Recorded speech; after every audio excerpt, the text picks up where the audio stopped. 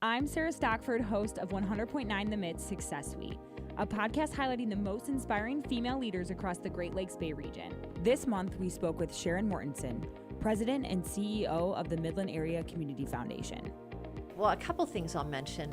One I'm really proud of is the work we've done on post-secondary education, because when we think about what really transforms an individual's life, it's education. Mm-hmm. That makes such a difference in the ability to be able to have a livable wage, to be able to contribute to your community, to be able to give back. So the work that we've done in the post-secondary space, because we give out a lot of scholarships, but when I got there, I went, it seems like we're just a processor of scholarships. I want to be a promoter of education. Yeah. Listen to the full episode on YouTube at 100.9 The Mitt. Subscribe and hit the notification button to be alerted when new episodes drop. That's Success Suite with Sarah Stockford. I'm Ben Bosscher, and here's what I think. I think we're nearing the end of the Jonathan Smith era at Michigan State. I think Scott Harris trading for a half dozen pitchers at the trade deadline is officially a failure considering how the season ended. I think the Detroit Lions are going to give the Packers an astronomical revenge whooping on Thanksgiving later this year. And I think you should listen to The Ben Bosscher Show, weekdays from 9 to noon, presented by Bresky Siding and Building Repair, if you agree or disagree with anything I just said. This is more than just a lineup. It's a daily ritual for the die-hard Michigan sports fans. At 6 a.m., Anthony Bellino wakes up the state with Spin on Sports. I do not believe it. At 9, the Ben Bosscher Show is appointment listening hosted here in the Great Lakes Bay region. I would like to buy some Casey Mize stock. America's Best takes over at noon. The Herd with Colin Cowherd. Well, what about Patrick Mahomes? And at 3, Bill Simonson brings it home on The Huge Show. Sports Radio 100.9 The Mitt, for the most passionate fans in Michigan. Sportsmanship has never been more important between the lines in athletics and outside those lines in our communities. To listen, to respect, to understand, to practice common decency, to have competition without contentiousness. Sportsmanlike qualities are essential components of life itself. Let's all work together to not only be good sports, but good people. A message from the Michigan High School Athletic Association, promoting the value and values of educational athletics. Here are 5 good reasons for high school multi-sport participation. Fewer overuse injuries, less opportunity for emotional burnout, exposure to different kids and coaches, exposure to different roles, and learning to compete better. Being a multi-sport participant can help a kid become a more well-rounded person. Multi-sport participation is cross-training for life.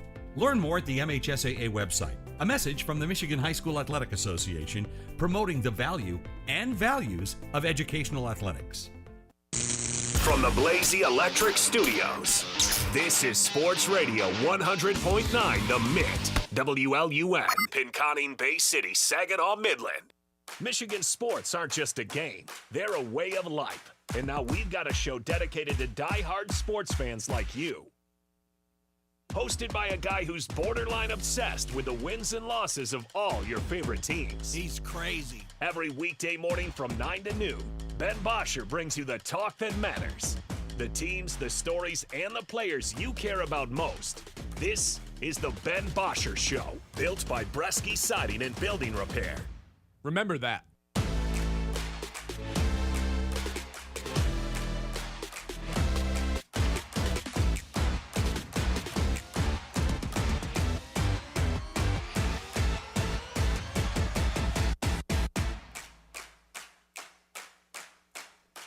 Hello. Can I get a Detroit basketball? Yeah. We're back. The Pistons are back.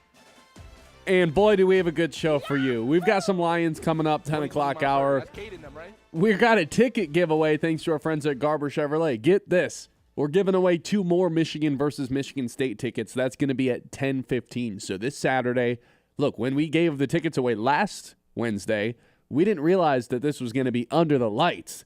Now we do. Now we get to advertise it as a night game. So 2 lucky people, well, I guess 1 lucky person's going to get 2 tickets to the Michigan State game versus Michigan under the lights in East Lansing, 7 o'clock start this Saturday.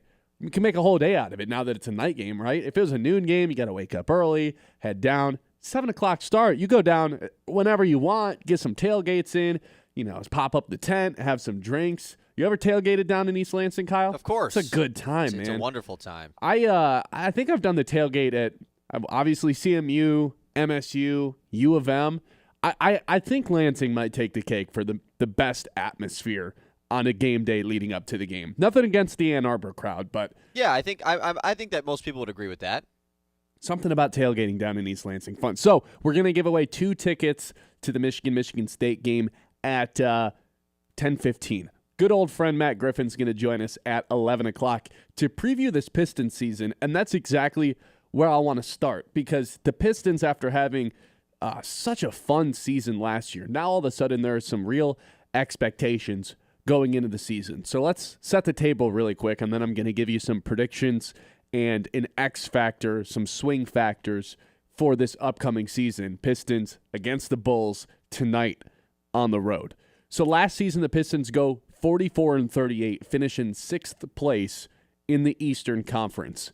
44-38 is not bad, but take into consideration that from January 1st on, this team was 30-20. And then to be make it even sound even better, they went 1-4 after they clinched a playoff spot because they started resting Tobias Harris. So there was a stretch in there where they went on a 29-15 run, where they had the 6th best net rating overall across the league in that stretch. They were doing that on both sides of the ball. They were running in transition. They're playing lights out defense, and they get themselves into a playoff series. 6 games they go against the New York Knicks, who are coming into this year as one of the favorites to win the NBA championship. And they give the Knicks a real run for their money. Remember, they did not have Isaiah Stewart in that game, and obviously they did not have Jaden Ivey in that game. Right? Isaiah Stewart, that would have made a difference. I don't know if they would have won the series, but the Knicks, it felt like, were getting to the rim pretty easily. Isaiah Stewart's more than just an enforcer. He's one of the best rim protectors in the NBA, part of this identity that the Pistons have built that you don't get easy baskets on them. You bring that guy into the game, I don't know, guys. I think this series at least goes a little bit differently. And obviously, Jaden Ivey not playing because he gets hurt early on in January. More on that in a second. But this was a guy who was averaging 17.5 points before he got hurt. That was a career high. On 41% from three-point shooting. That was a career high as well. And honestly, something that got you probably more excited than just the scoring itself. The ability to stretch the floor. Because we didn't see that for the first couple seasons of Jaden Ivey's career. And if we're going to recap that playoff series just for another 10 seconds, I know Cade Cunningham turned the ball over a lot. That's been a common theme of Cade's career. He had 32 turnovers in those 6 games. That's over 5 per game. Cade Cunningham had a 30% usage rate in that series. That is higher than Jokic had in the playoffs. That is higher than Anthony Edwards had in the playoffs. Cade did not have another ball handler or another point guard on the team to help him out. I would say no team in the playoffs, other than maybe Luka and the Lakers, but he had LeBron. I'd say there's a good argument that no team that made the playoffs asked more of their superstar than what the Pistons asked of Cade. So yes, the turnovers are going to come. Do they need to cut down? Yes, but now that they have more ball handlers on the team in Karis LeVert and when Jaden Ivey eventually returns, I think that issue is going to go down. So the additions that the Pistons have made this offseason, Karis LeVert, Michigan fans, that's a name you guys should be well recognized with, and another one, Duncan Robinson. So the Pistons add a couple old Wolverines to the team. They lose Malik Beasley. There's a chance he could come back, but he's still being investigated by the NBA for this gambling thing. And let's not forget, Malik Beasley hit 319 threes last year. That is the 8th most in NBA history for a season. Behind 5 Curry seasons, 1 Harden season, and then Anthony Edwards from last year too. So if we're talking role players, catch and shoot players, off the bench players, Malik Beasley had the greatest 3-point season there's ever been in the league, and I don't think that's an understatement. They're going to miss out on that guy. And they're hoping Duncan Robinson can replace a lot of that. They're hoping Jaden Ivey can replace a lot of that, but Jaden Ivey's going to be sidelined for at least the first month of the season. Again, more on that in a second. The Pistons over-under heading into this season is sitting at 46.5. So the question is, can they be 3 wins better than they were a season ago? Only 2 teams in the Eastern Conference, I would say, are definitively better than the Pistons. And that'd be the team that beat them in the playoff series last year, who, again, they gave a run for their money, the Knicks, and the Cavs. And one more thing on that Knicks playoff series. I keep saying, hey, the Pistons played them close. Knicks had 4 wins. You need 4 to advance. They won by 3, 1, 2, and in the closeout game, they kind of got away with it, won by 11. It was a close game at the end. The Pistons fought hard against a team that has the second shortest odds to win the Eastern Conference this season. It's the Knicks and it's the Cavs as the 2 teams in the Eastern Conference. Those are the 2 teams, the only 2 teams I'll hear an argument for that are definitively better than the Detroit Pistons heading into the year. And then there's a hodgepodge of teams that are like one of these teams is bound to step up and jump into that next tier because no Celtics this season, no Pacers this season with Tyrese Halliburton and Jason Tatum both out with Achilles injuries right now. So you've got the likes of Orlando, Atlanta, Milwaukee, in theory the 76ers, but we all know how that one goes with Joel Embiid and Paul George. Got all these teams and the Pistons that could potentially be that next team up, all right? The Pacers last season, you guys remember that awesome run that they went on. The Pacers last season, going into this year, were 66 to 1 odds to win the NBA Finals. Then they go on this nobody predicted run.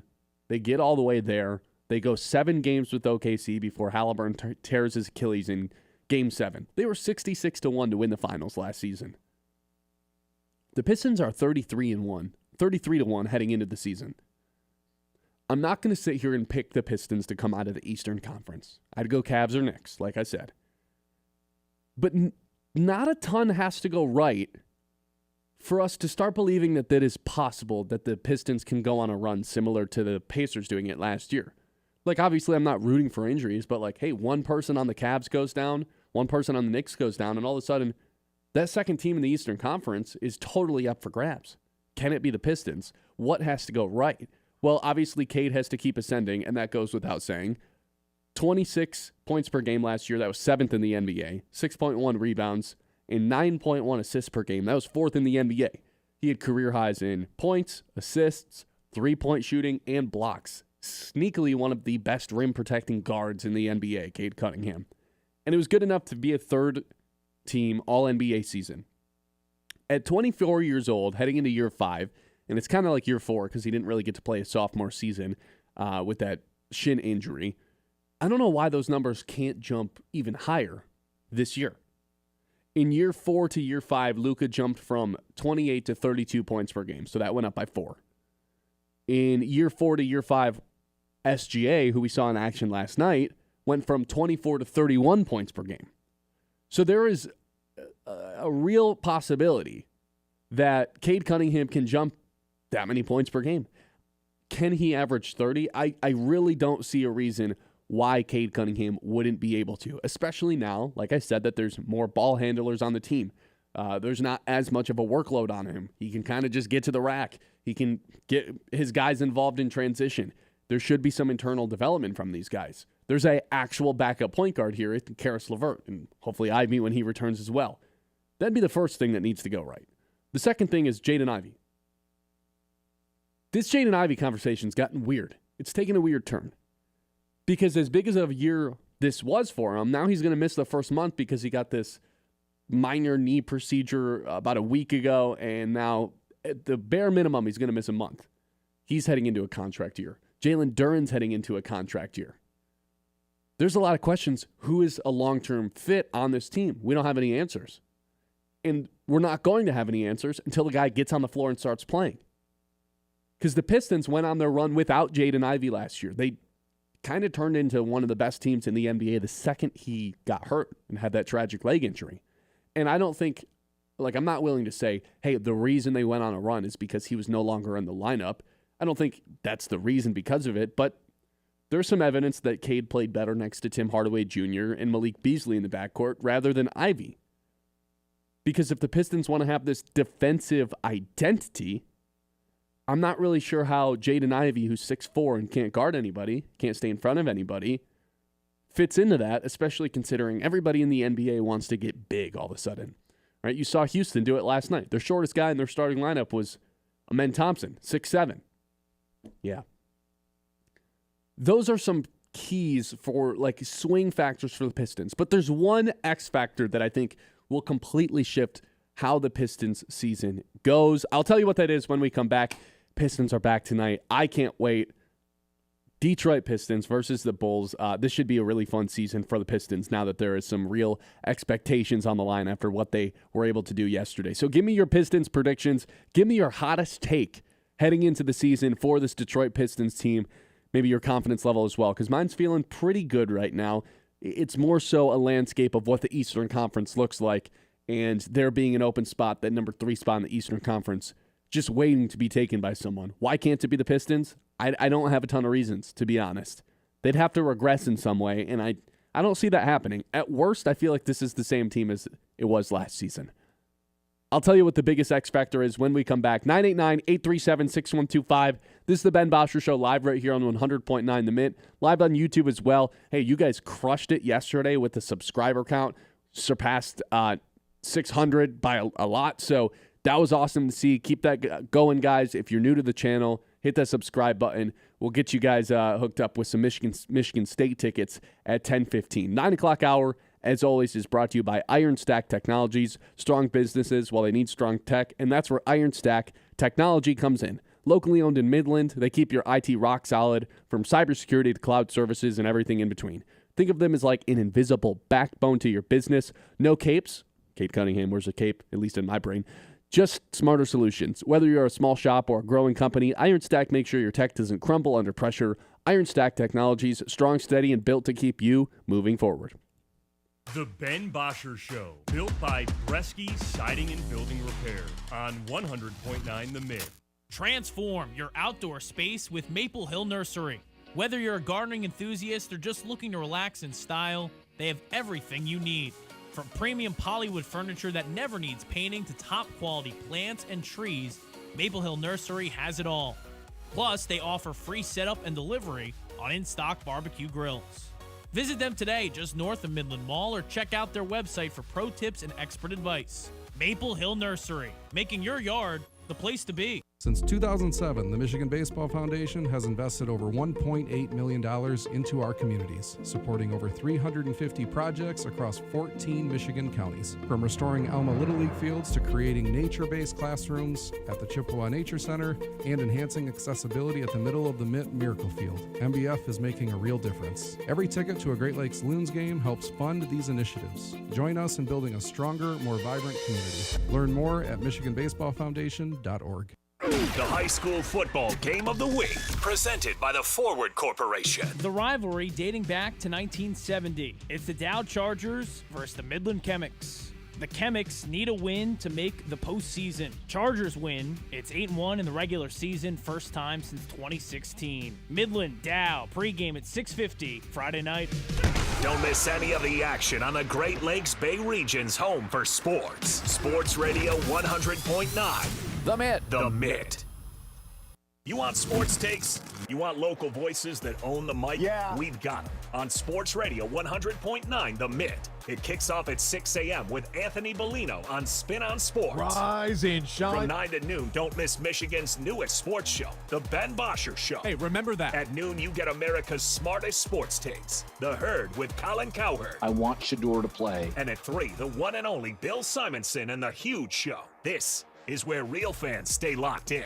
100.9 The Mitt. From the hometown heroes to the college legends to the pros on Sunday, 100.9 The Mitt is your home for wall-to-wall play-by-play coverage. High school football, basketball, and hockey. Region champions for the first time in school history. Michigan State football and basketball. Touchdown, MSU! The NFL, Thursday, Sunday, and Monday night primetime games. And don't think we forgot about your hometown team. The Great Lakes Loons. That ball's over and out of here. 100.9 The Mitt. High school sports don't just happen. There's a ton of work that goes into every single athletic event. And we have our school's athletic director to thank for a lot of it. Thank you. For scheduling officials, so I can always play the game I love. For ordering quality athletic equipment, so I can stay safe on the field. For mentoring my coaches, so they can be the best role models for me. For coordinating transportation, so I can get focused for the big game. For helping us develop character, and learn lessons that will benefit us for the rest of our lives. Thank you to our AD for always creating a positive experience for us.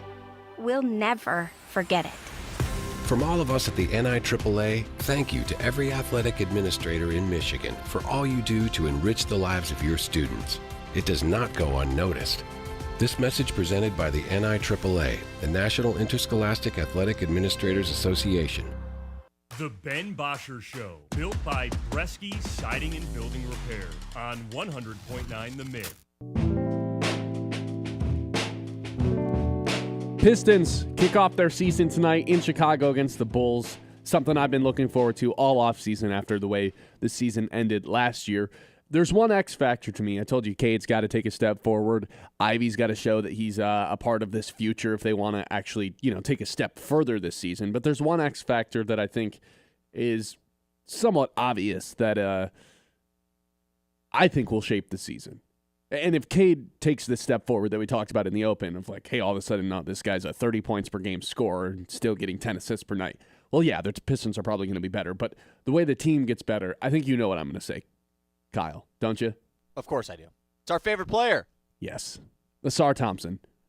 If this guy can take a step forward, and I don't – actually, no. He's not going to take a step forward this season. My prediction is Ausar Thompson does not take a step forward. He takes a leap forward and is suddenly talked about as one of the best connecting pieces in the NBA. When the Pistons drafted Ausar Thompson, I called him Scottie Pippen, and I got a little bit of pushback on that. I stand by it.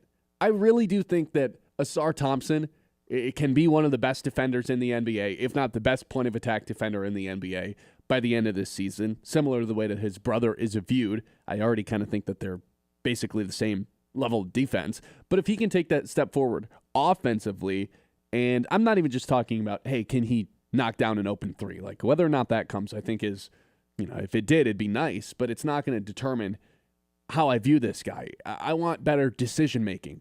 I want to be comfortable with the ball in his hands, of getting downhill and finding the open guy, because he is so athletic and so freakishly fast that he can get into the paint and collapse a defense at all times. It's just a matter of, all right, when you go up, can you finish? Can you have nice touch around the rim? And if the defense is willing to collapse, are you willing to make the right reads and find the open guys that are cutting to the basket? Because one thing that he makes up for in the lack of three-point shooting is being able to cut to the basket, find open space. He's a smart basketball player. But will the taking care of the basketball come this season? Will the decision-making come? Will the being able to play a little bit of point guard come at some point this season? If all that stuff happens, I think the Pistons are kind of launching themselves forward and maybe will be that number 3 team in the Eastern Conference. Can this be the co-star next to Cade Cunningham is my big question for him.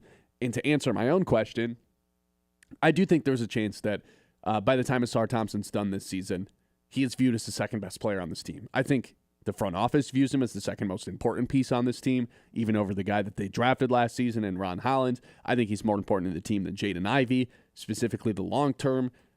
This is the guy I think the Pistons want to put all their stock in. I'm willing to do the same thing. I've been talking this guy up for 2 years, and I think this is the year he finally breaks out. Does that mean all-star? No, I don't think so, because I don't know if this is ever like a 24-point-per-game guy, but I don't know why this can't be a 17 points per game, 8, 9 rebounds, and 5, 6, 7 assists type of guy. Someone who totally fills up the box score. That's what I want in Ausar Thompson. That's what I think he's always been at his best. Well, then when you talk about specifically with Jaden Ivey and Jalen Duren about how they're in contract seasons this offseason, you don't really know what the core looks like going forward for the Pistons. Like you just mentioned, and I think that the front office probably views it the same way, Ausar Thompson is the number 2 asset on this team, or he's the number 2 in command to Cade Cunningham as far as, yeah, he's for sure going to be a part of this future. No doubt will probably get the rookie extension once he's eligible for it. Like, that is a guy going forward that just plays winning basketball. Teams that are going to be playing deep into the playoffs would love to have an Ausar Thompson. The most athletic guy on the floor is going to defend full court, and we saw a lot of that in the playoffs this past season. There's not many guys in the league you'd want defending full court more than Ausar Thompson. And the whole, he can't shoot thing, or when he develops a shot, that's when he really is going to become the next level of a player. I don't think that's the case. This isn't obviously, if he became a great three-point shooter, a solid three-point shooter, you'd feel tremendous about Ausar Thompson. he doesn't need to be a three-point shooter, I think, to be like a really good NBA player because of how good he does everything else. No, I think the 3-point thing would be a cherry on top. Like if he does develop a 3-point shot, that's when we're talking about, okay, maybe it's an all-star, like every single year type of all-star. Right. But I don't think that needs to happen for him to be an impact player. Like, no, it's about scheming for him so that the offense doesn't need him to be this spacer. Like, maybe this is better than just throwing out Scottie Pippen, who is like a first ballot Hall of Famer. Does that mean Cade is Michael Jordan then? If Ausar is Scottie, potentially. Maybe the better comparison is like an Andre Iguodala, who made one All-Star appearance in his career, but for the most part was just player. Like a very good player, awesome connecting piece. Even back in like at the later stage of his career when he was with the Warriors, it was like he was just this selfless player connecting all the other pieces. Finals MVP even. Right, Finals MVP because he locked up LeBron. And that's kind of the Ausar Thompson role. Like, hey, be that connector in transition, make awesome decisions, feed the ball to some of your other playmakers, and if he can take on a little bit of those point guard duties from Cade and just take a little bit of pressure off of him, that's when I think we are going to see this Pistons team really take that step forward. Because, again, Ausar can be this guy that you lean on as the finisher. He can be a guy that you lean on as the facilitator. There's a lot of different stuff he can do. And to your point, the thing that makes him so fun to watch is the fact that he is by far the most athletic person in the NBA, him and his brother. It's actually unreal how freakishly athletic they are. Well, and I think that kind of plays into this as well. Like, of course, you're going to compare him to his twin brother, when they play pretty similarly, and you see kind of the flashes that he has shown in Houston, and so it makes you think a little bit about Ausar, and correlating that with the point of Jaden Ivey being out, and the fact that this team doesn't really have another lead ball handler outside of Cade Cunningham. I know we have Marcus Sasser, whatever. I don't really view him as some like major piece of this core. No. So outside of Cade Cunningham, there's a major need now for a secondary ball handler, secondary, just creator on offense. It gives a lane for Ausar Thompson to at least get more opportunities there. I'm not just putting him as that secondary creator guy on this team, but there's going to be more opportunity for him to do it this year, and I hope that the coaching staff kind of gives him that opportunity. And look, he's never going to be a guy that you give the ball and you're like, get out of the way. Like, we need your own basket. Because I think the Pistons do need more of those guys, and you, in theory, think Jaden Ivey is going to be that person when he comes back. Of course. If he comes back. You want him to be that guy. Because at the end of the day, like, if you're going to win an NBA championship, you need some of those guys on your team. And right now it feels like Cade is the only true guy like that. And I know they bring in Karis LeVert to kind of fill some of that void off the bench. Look, I don't love Karis LeVert. I'm sorry, but I think he's kind of a black hole when he gets the ball. There's a lot of dribble, watch me shoot this basketball. You do need some of those guys. No, you're right. And this Pistons team does. It was a hole on the team, and they filled it with Karis LeVert. I don't love Karis LeVert. Let's put it this way. Cleveland was the number 1 seed last year, and at the trade deadline, they were like, yeah, that was we're all going to move him away. Contract related. That was all because of salary. Sure, but if they thought he was going to help them win a title, they would have kept him around. You're right. Like that. Look, I'm not saying I hate the Karis LeVert move. They needed someone who can get their own basket, and he fits that spot. I don't love him. It is what it is for now. You hope Jaden Ivey can kind of consume some of that role. And I guess the original point I was making was I don't think Ausar Thompson's ever going to be that. Ever. He's never going to be a give me the ball, get out of the way, I like my mismatch. But he can be a person that's like, hey, I like the guy who's guarding me. He can't stay in front of me. Let me get into the paint. And then Jalen Duren up for the lob. Or let me just kind of push this guy off of me. I'm way more athletic. Let me just jump over him, and I'll finger roll this thing in. Oh, I collapsed the paint, and now Duncan Robinson's wide open in the corner. Boom. Yeah. He needs to be better at the decision-making. The three-point shooting, it is what it is. I don't think he's ever going to be a give me the ball and get out of the way type of person. No, and he's never going to be a guy that you want to take more than 2 threes in a game anyways, even if he did become a good shooter. Right. And also, he's got such good basketball IQ, him and his brother both do, to where he doesn't really have to have the ball to be scoring. I think most of his scoring is going to be coming from off-ball movement, cutting, finding the open spot in the defense, because we saw that so many times last year, whether it was Jalen Duren having the ball in the high post, bounce pass to Ausar Thompson cutting to the lane, or Cade breaking down a defense, and all of a sudden Ausar's underneath the defense and catching a lob from Cade Cunningham. Again, I have been obsessed with this guy since the draft process, and kind of learning about him and his brother coming out of the 23 draft. I think this is the year that both of them take that huge leap forward. I can't wait, man. I am so excited right now. You're just getting me amped up. Me too. Amen Thompson, by the way, is plus 1,500 to win Defensive Player of the Year. Amen is? Yeah, that is third. And the reason is really, he's third? Well, I mean, nobody's going to take this thing from Wemby. Like, that's almost just to put it into perspective. We also said that the last 2 seasons, and he got injured in both of them. So that's why it is an option to, if you're playing that game. Yeah, but I don't want to. Let's clarify. He got blood clots. He didn't get injured. Okay, sorry, he didn't play enough games. You're right. You're right. Nonetheless, that still happened. I just don't want to throw out the idea. Like, I don't want to spread any. I don't want anyone to be listening to be like, oh, all of a sudden, like, Wemby's injury prone. Like, he got blood clots. He missed the thing. I think as long as this guy's playing, he's going to win Defensive Player of the Year, and he probably will for the foreseeable future. But Amen Thompson being third in odds, like, that shows you what Vegas thinks of him. I think Ausar Thompson is just as good of a perimeter defender as Amen already. So, yeah, totally Ausar's down at plus 6,000. I think he's probably shown more defensive ability than Amen has. Amen, by the way, the favorite to win Most Improved Player. Ooh. And I think that has more so to do with the Rockets' ceiling being probably a little bit higher than the Pistons' ceiling. But then, hey, look at the Eastern Conference. Like, there's an avenue for the Pistons to be the 3 seed if a couple things go right. And one of those things going right would be Ausar Thompson taking that step forward, filling up the stat sheet on a night-to-night basis. Can Ausar Thompson win Most Improved Player? That would be my hot take going into the Pistons season, that Ausar Thompson ends up bringing home some hardwood this season for Most Improved Player. 989-837-6125. Want to get to some of your season predictions, season hot takes for the Pistons heading into the year. 989-837-6125. Ben Bosscher Show, as always, is brought to you by Bresky Siding and Building Repair. Protect your home with Bresky and Siding Building Repair, the experts who do the job right the first time. Whether you got a leaky roof, storm damage, siding looking a little tired, Bresky's got you covered. Locally owned, trusted, and dedicated to keeping Midland area homes safe and looking sharp. Quality materials, skilled craftsmanship, and service that puts your family first. Don't wait for the next storm. There was one yesterday. Call Bresky and Siding Building Repair today and keep your home strong for years to come. The Ben Bosscher Show, built by Bresky Siding and Building Repair on 100.9 The Mitt. Is your business protected, connected, and running at full speed? At Ironstack Technology, they provide rock-solid IT solutions, cybersecurity, and support tailored for small and mid-sized businesses. From managed services to cloud migration and 24/7 monitoring, they've got your back so you can focus on what matters most, growing your business. Visit IronstackTechnology.com today and build your IT on a foundation of strength. Ironstack Technology, IT that works as hard as you do. It's the Scholar Athlete of the Month, proudly presented by Fisher Companies here on Sports Radio 100.9, The Mitt. This month's recipient is Max Stecker from Midland High School. With a 4.6 GPA, Max was a state-ranked discus and shot put thrower and the SVL Blues 2024 Player of the Year in football. Max credits his parents for instilling the work ethic in athletics and academics. Both my parents, my mom was a teacher, so over the summers I'd be doing math packets, everything like that, staying on top of things.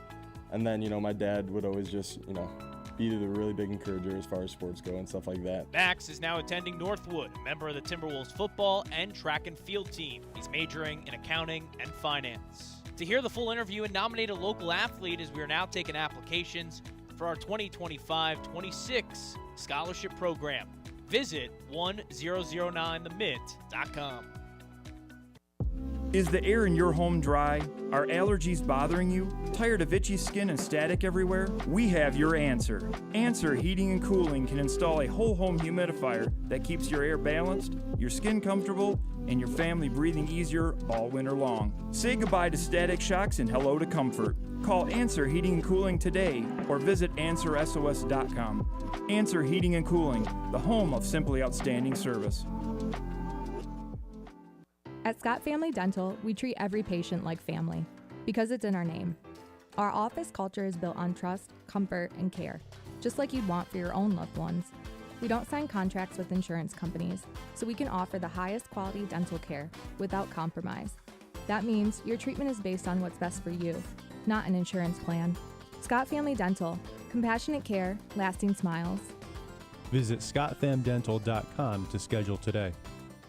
Every Wednesday on the Ben Bosscher Show, thanks to our friends at Garber Chevrolet, you've got a chance to be a big winner. That's what this is all about. It always has been about. How about a twofer? October 15th and October 22nd. Get this, we're giving away tickets to Michigan versus Michigan State in East Lansing this season. That's right, thanks to our friends at Garber Chevrolet. Back-to-back weeks, we're sending 2 lucky listeners home with tickets. That's Big Win Wednesday. Be ready to text in at 10:15 a.m. on the Ben Bosscher Show.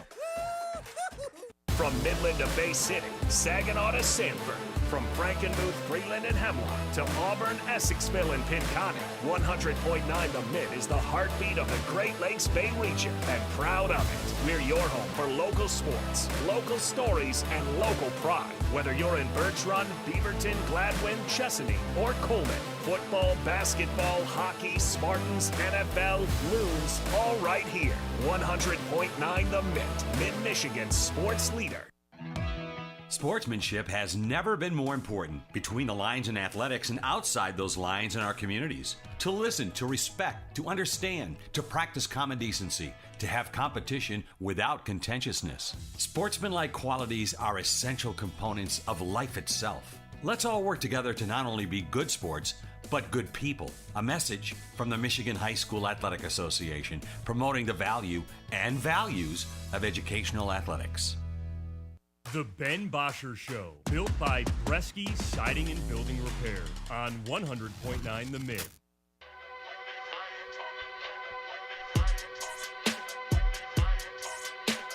All right, welcome back into the show. If you're new, hit that like and subscribe button on YouTube. Loved seeing that subscriber count go up yesterday. Still got a lot of work to do, so we'll see how that goes. All right, Pistons debut tonight, 2025-26 season out in Chicago. No Jane and Ivy, Ausar Thompson, Jalen Duren. We're going to have to talk a little bit more about Jalen Duren. I feel like we kind of put him aside in that conversation. We'll get back to that. JD. Yeah, JD. Let's hit the news for now. The Mitt's Morning Catch. Okay, Ben. Let's hop into the news because there's a lot going on in basically all sports. By the way, early pick here. What were we just going to say? I thought you were about to say, by the way, there's an equinox coming up on Monday. That's exactly what I was going to say. Yes. Yes, sports equinox is coming up on Monday, by the way. So make sure you get prepared for how you're going to spend your sports equinox day. Call in now. Plan on being you know how if everyone's you work an evening on Monday night, you actually don't. Yeah, take it like you know how everyone this time of year starts to take some days off. It's like, oh wait, I have a ton of vacation days saved up that I haven't used. I'm going to save those for the holidays. Might be time to use one of those on Monday night. We've got World Series, we've got NBA, we've got NHL, we've got Monday Night Football. I can't wait to make an irresponsible parlay. Yeah, I mean, we might have to go crazy on the show. It's going to be awesome. That's not till Monday though. So I only have a 2 TV setup, and I guess I have my laptop too. We might have to run it at a restaurant somewhere so we can watch everything. Yeah, I think yeah. I think yeah too. Okay, first off, before we get into the news, let's take a look at the community calendar. As always, presented by Bresky Siding and Building Repair. It's Wednesday, Ben. It's late October. There's not many of them left. The Midland Area Farmers Market. Go check it out today. It's out back behind Dow Diamond. It's going to be a cold one. A little bit of rain flurries coming down. Looks like the rain might have stopped for now. Okay, well, that's good. I don't like that it just like for 4 consecutive days has been the exact same rain weather. Yeah, kind of annoying. It's fall, man. Yeah. I mean, it's almost not fall. It's the end of October, which is just crazy already. Okay, we had NBA we missed out on fall for the most part. True. NBA tip-off last night. The first game, what a game. NBA on NBC is back, and it started off with maybe the game of the year on opening night, double OT between the reigning champion OKC Thunder versus the newly Kevin Durant-led Houston Rockets. What a game this was. Alperen Şengün drops 39 points for Houston. Shea has 35, hits the game-winning free throws. There was a Chris Webber moment. There was a bunch of stuff going on in this game that was awesome. I don't even know where to start. I hate to just say game of the year, night one. I mean, it is so far the game of the year, yes. You're not wrong about that. And, by the time the season ends, this is going to go down as one of the most memorable games of the season. Maybe part of that is because it's on NBC for the first time in 30-plus years. Part of it's because it was opening night. But, a phenomenal game nonetheless. I feel really good about Houston this point going forward. But I will say, it feels like a real thing that they don't have a point guard, right? Amen Thompson's playing point guard for them. He's not necessarily a guy you feel comfortable with in the last 2 minutes of a game making decisions right now. Not to say that he's a bad decision maker, but like they just lack a true point guard to kind of work the offense, get Kevin Durant the ball. Reed Shepherd, who was last year's 3rd overall pick, who didn't really play at all last season, was spending time in the G League. He looked completely out of place last night, I thought. Really small. Everyone on OKC was just attacking him every time they saw him in front of them. And was under so much duress, like he couldn't even like dribble the ball and pass the ball to his teammates. Also waved off Kevin Durant one time. That was funny. But then Kevin Durant calling a timeout, like I can't believe he didn't get a technical foul for that. That right, with should the have official been right there. the end of the game. When I saw everybody was like, I mean, the thing is, there was a discussion on the broadcast, like, oh, are they going to change this? And there was a discussion at half court with the officials, like, they can't change the call. They didn't. There wasn't a call. You know, there was nothing to change. He 100% should have been teed up, though. Not only did he call a timeout, because he was one that had the ball, so it's the obvious one. Apparently, he was yelling timeout. And then also, Jabari Smith and Tari Eason were also calling timeout. Yeah, and Sengun's like, what Yeah, are you doing? He was the only guy that was like, guys, we don't have a timeout. Yeah, that they game got should away have been with over it. right there. They still lost anyways, though, so I guess you could say it worked out. KD did blame himself for the loss because he fouled Shea late in the game. They gave him the free throws to win it. He's a worm, dude. It's impossible to guard Shea. I thought he locked him up, too. I was like, this possession's going nowhere. He did like 3 pivot spin moves and gets fouled, yeah. And that wasn't even a foul baiting thing. That was just a lack of discipline. Like, when you're guarding Shea, you got to stay on your feet. As soon as you jump, he's going to get to the free throw line. It was a phenomenal game. It was the second best basketball game of last night. The second best. Oh, are you talking about our game at the Community Center? The Mitt's game. Walking out with another W. Yes, 3 straight. Okay, the other basketball game in the NBA, though, that did happen last night. The Warriors handle the Lakers 119-109 despite Luka dropping 43 points in a near triple-double as well. Jimmy Butler balled out. Steph Curry hit a deep late 3 as the Warriors knocked off the Lakers. Yeah, I wish I got to watch this one, but the coverage didn't start till, 11 o'clock? Well, the coverage didn't continue. Yeah, exactly. Till that other game ended. It was going on for like a whole quarter before they even had it on TV. So, yeah, pretty brutal. I also didn't watch any of it. But if LeBron was playing, I probably would have stayed up for a little bit. Of course. LeBron was on a special chair on the bench with his sciatica. But, yeah. Anyways, other sports going on. Red Wings are back in action tonight on national TV. Again, they're on TNT against the Buffalo Sabres. Ah, I didn't realize this was a national TV game. Look, TNT, they don't have basketball anymore, so it's just like we're ripping hockey. We don't have the World Series either. It's going to be a lot of hockey on TNT nowadays. All right, so what time did you say puck drop was? 7:30. All right, 7:30 puck drop for the Wings, 8 o'clock tip-off for the Pistons. Yes. I already know where my dual TV is going to be set up today. Sounds pretty good. Unfortunately, you won't be able to actually dual box this because it's 2 different things, but that's okay. That's okay. Okay, let's do a little bit of other baseball news. World Series obviously starting on Friday. Blake Snell has been announced as the Game 1 starter for the Dodgers, and Yoshinobu Yamamoto will be the Game 2 starter in Toronto, both games in Toronto, to kick it off. John wants to know how many points you dropped last night in our YouTube chat, by the way. I don't know. I don't really keep track. That's a sign of a good player right there. Doesn't even know how many he's scored. Too many to count. Too many to count. Okay, let's go to Thursday Night Football news. Carson Wentz is going to be starting tomorrow for Minnesota. They're playing the Chargers. This should be a pretty fun game between 2 pretty good coaches, Kevin O'Connell versus Jim Harbaugh. But is this J.J. McCarthy thing kind of getting extended to a bit of a questioning point? It's getting weird. I would say if J.J. McCarthy misses one more game, he's playing Thursday, and then he's got long rest. If he misses the Week 9 game, right? This is Week 8? Yeah. If he misses the Week 9 game, I'd say after the Thursday night or 2 with the long break, I'd say he officially got quietly benched. For now, I'm willing to be like, okay, they're just taking this thing super seriously. Because the way Kevin O'Connell talked about it yesterday in his press conference made it seem like they just want him to be able to plant his foot really hard in the pocket and make not quick decisions, but quick decisions on whether he needs to take off or not, and they just don't feel comfortable with it yet. Look, if this was a seasoned veteran, I think he'd be playing by now. They had 2 games under his belt. But I it's don't also blame like them for wanting to take their time. We're not like acting like Carson Wentz is any good, you know? So that's the only thing Right. that I'm like, what, is J.J. McCarthy that bad? Or is he just that hurt? High ankle sprains, I would like, assume pretty he's serious. just that hurt, yeah. But there's no way he's that bad. But also week 2, I never at one point thought, like, against the Falcons. Like McCarthy should be benched. Yeah, well, he was really bad, but I never thought, like, he was hurt. It's expected weird. to be unreal? Yeah, I don't know. There's red flags. It's for sure a bit odd. Okay, let's do one more thing, and then we'll save the rest for later. Tom Izzo is in the headlines today after he's calling out the NCAA for this recent thing that happened where Louisville has just now, like a couple days before the NBA or college basketball season begins, like about a week or so, they have signed an ex-G League player, Ben, to play college basketball. Tom Izzo is very livid with the NCAA for this decision because they've kind of wiggled their way around this, oh, well, you can't get paid off professional basketball, but actually the international players can now come play college basketball, so that's how the G Leaguers use this wormhole to sneak in. Loophole. Izzo, quote, says, "I'm going to get myself in trouble, but people like to talk about how kids changed the game of college basketball. Kids aren't the problem. We're the problem." And then he jokingly said that he's going to call Magic Johnson, Jaren Jackson Jr., Gary Harris, and Max Christie to see if they can come play for him this season. Oh, Because- Magic at point Because guard. everything is just allowed nowadays. Okay, hold on.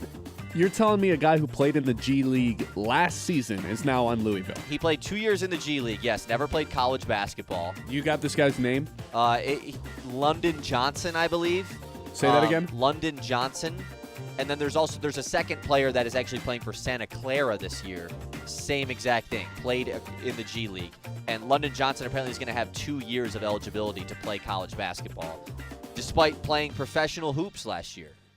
But this is no different than Are the you guys sure that he played. was in the? Yeah. Yeah, he played 2 years in the G.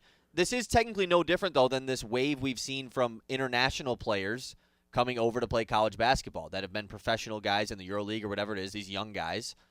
Illinois has a full roster of them this year, so it's interesting. How But old Izzo, do you think this obviously, London Johnson guy is? I believe he's 21. Yeah, I would have guessed a lot older, but yeah, It's, I don't like the like. Hey, if you want to go semi-pro right out of high school, like you're making a decision. I don't think you should be able to jump back into the college basketball scene. Well, and Izzo basically just says that he's not blaming Louisville and stuff for this. He's blaming the NCAA because they're just afraid to get fined or sued by anyone that kind of fights this if they don't allow it. Oh, they're afraid to pick up their 17th lawsuit active that's against them?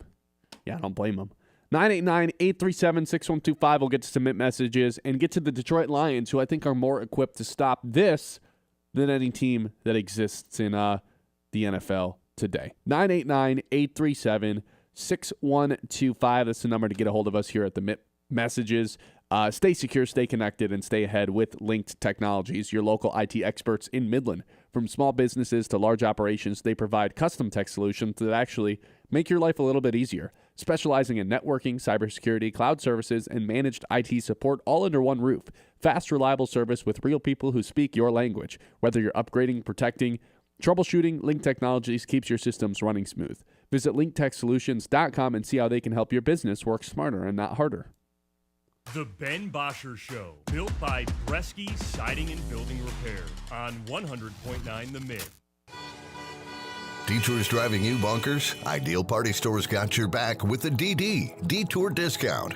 While the Lafayette Bridge is closed, enjoy 10% off select craft beer 6-packs and 10% off 4 bottles of select wine, 750 milliliters or more, with 2 great locations, 908 North Johnson on the east side and 401 Salzburg on the west side. Ideal Party Store makes every detour worth it. Serving Bay City since 1934, we're here to make you the life of the party. Now, wait a second, Sharon. So the Midland Area Community Foundation runs the Midland Area Santa House? You bet we do. And Midland Area River Days? Absolutely. Plus scholarships for students and grants for local nonprofits? That's like hitting the cycle and impacting our community. Anyone can step up to the plate and help build community capital for as little as $5. $5. That's the cost of a snack at the ballpark. How do I get in the game? Just visit midlandfoundation.org and make a gift to our community investment fund. Every dollar makes a difference. Join the team. Give today at midlandfoundation.org. The doctors at Midland Eye Care want you to know a comprehensive eye exam is the only way to protect and detect vision-related disease. It goes beyond improved vision from glasses or contact lenses. Many common eye diseases such as glaucoma, diabetic eye disease, and age-related macular degeneration often have no warning signs. A dilated eye exam is the only way to detect these diseases in their early stages. This message brought to you by Midland Eye Care, your vision source on Eastman Road in Midland, on Cedar and Gladwin, and now on East Washington in Freeland. In every town, there's a team that brings us together. A team that stands for more than just the game. It's tradition. It's family. It's where we belong. Because this isn't just baseball. It's community. It's pride. It's home. This is the Great Lakes Loons, everyone's hometown team. Into the end zone. The Michigan State Spartans. Touchdown, MSU. Heard right here on the Great Lakes Bay Region's home for sports. Under the lights at Spartan Stadium, MSU hosts the Michigan Wolverines. The 118th all-time matchup. Kickoff Saturday at 7:30, presented by Weiss Equipment. Don't miss a moment of Spartans football on Sports Radio 100.9. Let's give them what they want. Do it. 100.9 The Mitt. Scrolling? Make it count. Want local sports content that actually matters? Yeah. 100.9 The Mitt is loaded with local highlights, viral plays, breaking sports news, and takes you can't get enough of.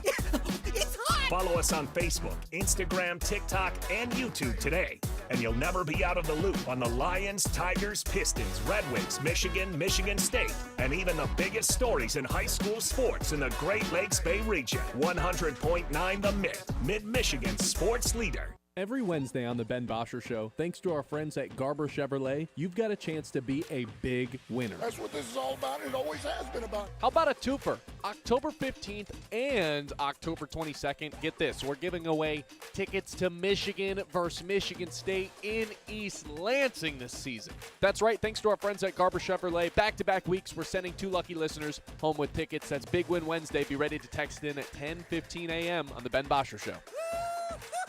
From the hometown heroes to the college legends to the pros on Sunday, 100.9 The Mitt is your home for wall-to-wall play-by-play coverage. High school football, basketball, and hockey. Region champions for the first time in school history. Michigan State football and basketball. Touchdown, MSU! The NFL, Thursday, Sunday, and Monday night primetime games. And don't think we forgot about your hometown team.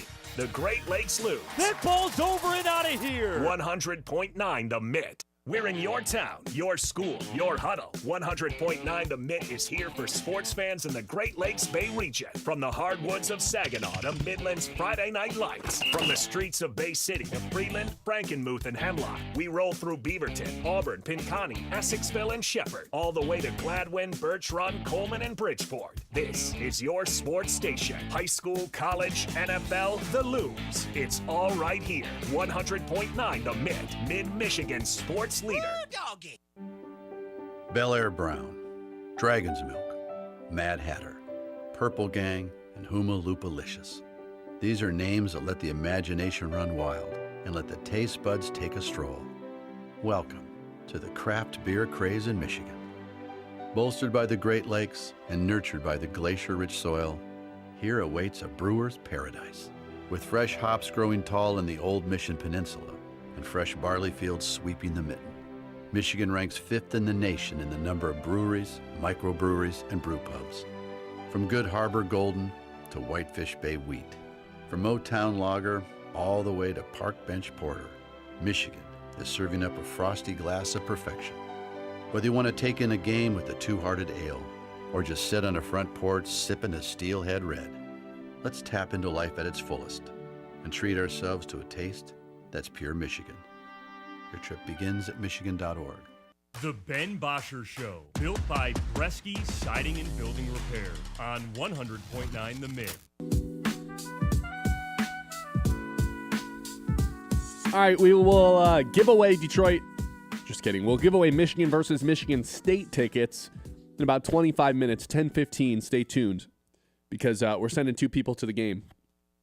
The fact that it's a night game, I think, is awesome because then whoever we're giving these tickets to, you guys can pull up early, tailgate the whole day.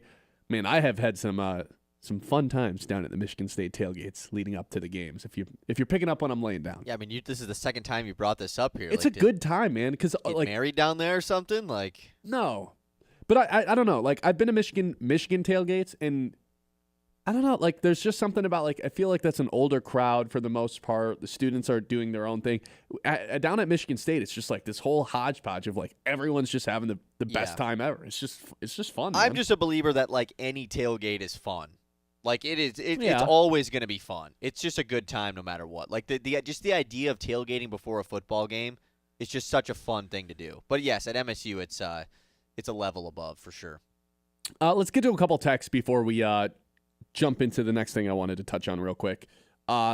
This one says, Karis LeVert, Tobias Harris are the secondary ball handlers for the Pistons because I mentioned we don't really have one right now. Yeah, Karis LeVert's kind of here for that. I don't really view Tobias Harris as a ball handler. He's someone who can get his own basket, but you kind of have to get him the basketball in his spots. He's not going to get to his own spots. Right. You know what I mean? Secondary scorer / creator, but yeah, definitely not going to like initiate offense. Yeah, that's what I mean by ball handler. Whereas I think Ausar can do that, but not the first thing.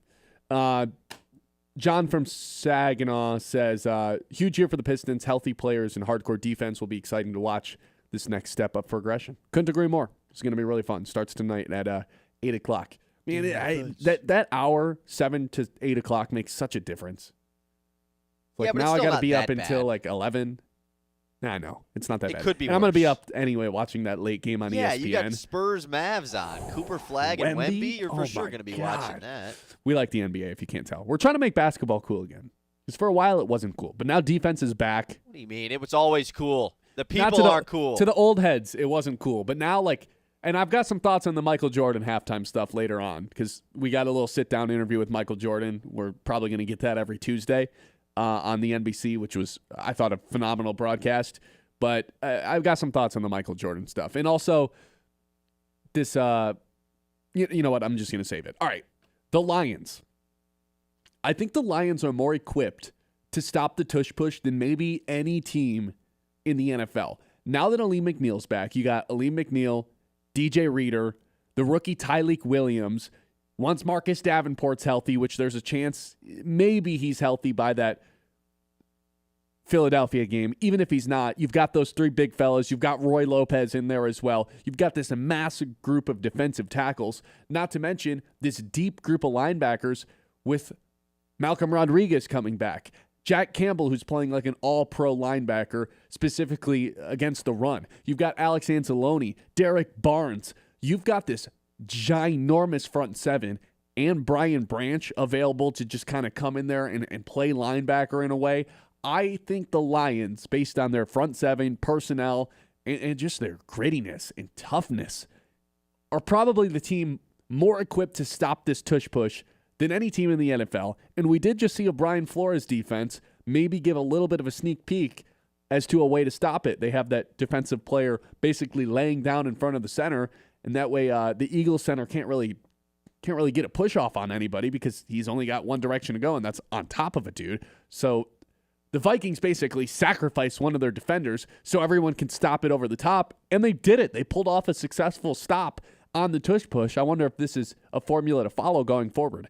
I don't know if the Lions are going to be willing to just sacrifice a player. I would guess they're not. I thought it was pretty funny that Brian Flores did it. But look at the size that the Lions bring to the table. I think the Lions might be able to do it. They might be able to. Very hard. Got to see it happen. But this front seven is massive, and they're already great at stopping the run. Yeah, I think there is a difference between, like, are they the team that has the best shot to stop it versus will they actually stop it? You know? Because it's like, I agree with you. They might be the team that has the best chance to stop it. Does that mean they're actually going to? Like, I don't know. Probably not, because it's just something that you can't consistently stop it. I think that's the big thing. Like, you see the times where, yeah, it does get stopped one time by Minnesota, or there's some games last year where Washington stopped it in that big game against Philly down the stretch. Well, you know the way to do stop it multiple times and to get them to actually stop running it because you're stopping it, that's something we have yet to see anyone do, and I don't think we will. You know how to stop it, though, right? It gets banned? No. You don't let Philly get into third and fourth and short situations. How do you not, man? It's just Because, I'm just saying, like, the Lions they prioritize, they always have, making sure the other teams are in these third and medium, third and long situations because they're so adamant about stopping the run on first and second down. Right. Like, I'm just saying that's a plausible thing to look at and be like, okay, specifically at Philly, our identity is going to come in handy here because we don't want them to get into third and short situations. Now, it's easier said than done to slow down Saquon, which he's been slowed down a little bit this year. But look, I was just thinking about it yesterday, and we'll have more of those conversations in a few weeks when they're going up against Philadelphia. But now that Aleem McNeil's back, I think this is a pretty big game changer across the NFL. 989-837-6125. A lot of players coming back after the bye. Who are we the most excited about? That is next. And a Michigan State giveaway at 10:15. It's all coming up here on The Ben Bosscher Show. The Ben Bosscher Show, built by Bresky Siding and Building Repair on 100.9 The Mitt. Isaiah, let's play some word association. I'm ready. Spring. Repairs. Wind. Roofing. Rain.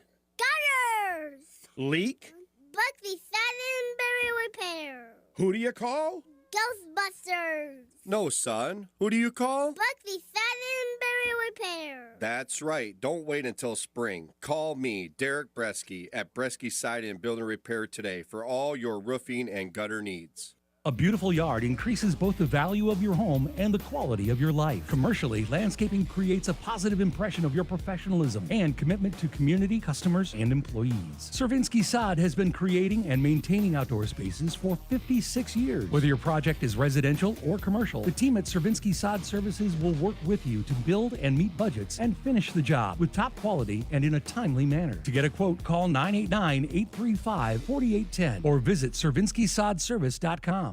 The high school football game of the week, presented by the Forward Corporation. The rivalry dating back to 1970. It's the Dow Chargers versus the Midland Chemics. The Chemics need a win to make the postseason. Chargers win. It's 8-1 in the regular season, first time since 2016. Midland Dow pregame at 6:50 Friday night.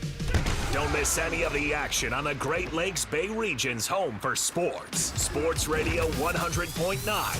The Mitt. The Mitt. Local sports don't stop when the game ends, and neither do we. 100.9 The Mitt is your digital home for the latest news across the state of Michigan. From high school to college and the pros, it's all on our socials. Follow us on Facebook, Instagram, TikTok, and YouTube. Just search 100.9 The Mitt and join the squad. Stay locked in on the latest stats and stories with exclusive video takes from local talent. Sports Radio 100.9 The Mitt. Let's pick out a good wine. Let's discover a new taste from a new place. Let's meet the people who handpick the grapes in places dedicated to the craft, in a land that only knows one way to grow things, rich and full. Welcome to Michigan, where the 4 seasons and 4 Great Lakes smile on the winemaker, where the quality of the wine is exceeded only by the warmth of the greeting waiting for us. And with more than 90 wineries, covering more than 13,000 acres, the harvest has never been better. So let's wander through lush vineyards, discover hidden treasures in vast cellars, and renew ourselves in comfortable tasting rooms. Let's all raise a glass. Let's gather our closest friends and become even closer. Because taking time to toast the beauty and bounty of life is pure Michigan. Your trip begins at michigan.org. From the Blazy Electric Studios, this is Sports Radio 100.9 The Mitt. WLUN, Pinconning, Bay City, Saginaw, Midland.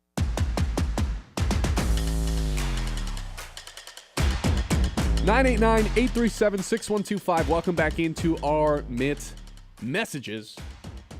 Welcome back into the Ben Bosscher Show is what I meant to say. You guys can get a hold of us via the Mitt messages.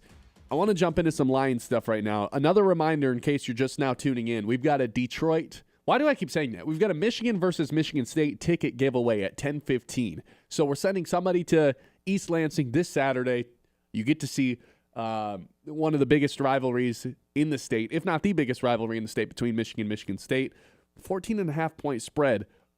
We'll get to more of that at 10:15 when we're giving away the tickets. I still think that 14 points is just a little bit too high. Anyway, before we get to that, there's a lot of players. Look, I think the Lions needed this bye, right? The Lions needed this bye desperately. It came at the perfect time. And now after the bye, there's going to be a handful of players making their return to the field. Brian Branch off of the suspension. I would assume Kirby Joseph's knee is going to be all right by then. If it's not, then I think we do have like a long-term problem of like, oh, this is never going to get better. Taylor Decker should be a lot healthier with 2 weeks off.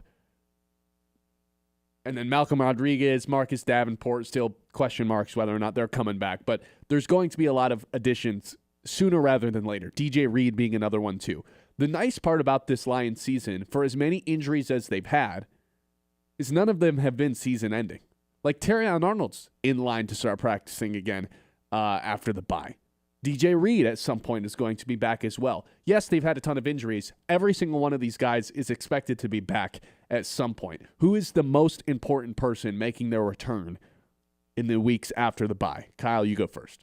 I have like a bit of a cop-out answer here.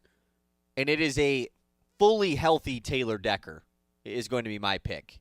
I know he returned on Monday Night Football against Tampa Bay, but there was a couple plays you were like, clearly it seems like he's not fully 100%. And maybe he's not going to be 100% post-bye anyways. It's just something that's going to linger all season. But to me, the fully healthy offensive line is the number one most important thing for this Lions team going forward, especially with what we saw on defense this past week. Mm-hmm. Because I think everyone would immediately just jump to one of Brian Branch or Kirby Joseph. Yeah, which will be my answer. Which is totally fair. But with what we saw against Tampa Bay, I'm not saying that's repeatable and that's like, oh, we're fine with all these random guys on our secondary going forward. No, but I also think that it's shown that it's possible. Whereas when Taylor Decker was out and you have Giovanni Manu / Dan Skipper at left tackle, you're like, we really need to get Taylor Decker back. And so, like I said, it's a little bit of a cop-out because he obviously did play last week, but for him to get a full week's rest ahead of their next game against Minnesota, that would be my choice. Yeah, I think Taylor Decker getting healthy is obviously a big difference maker. He gave up 1 sack against yeah.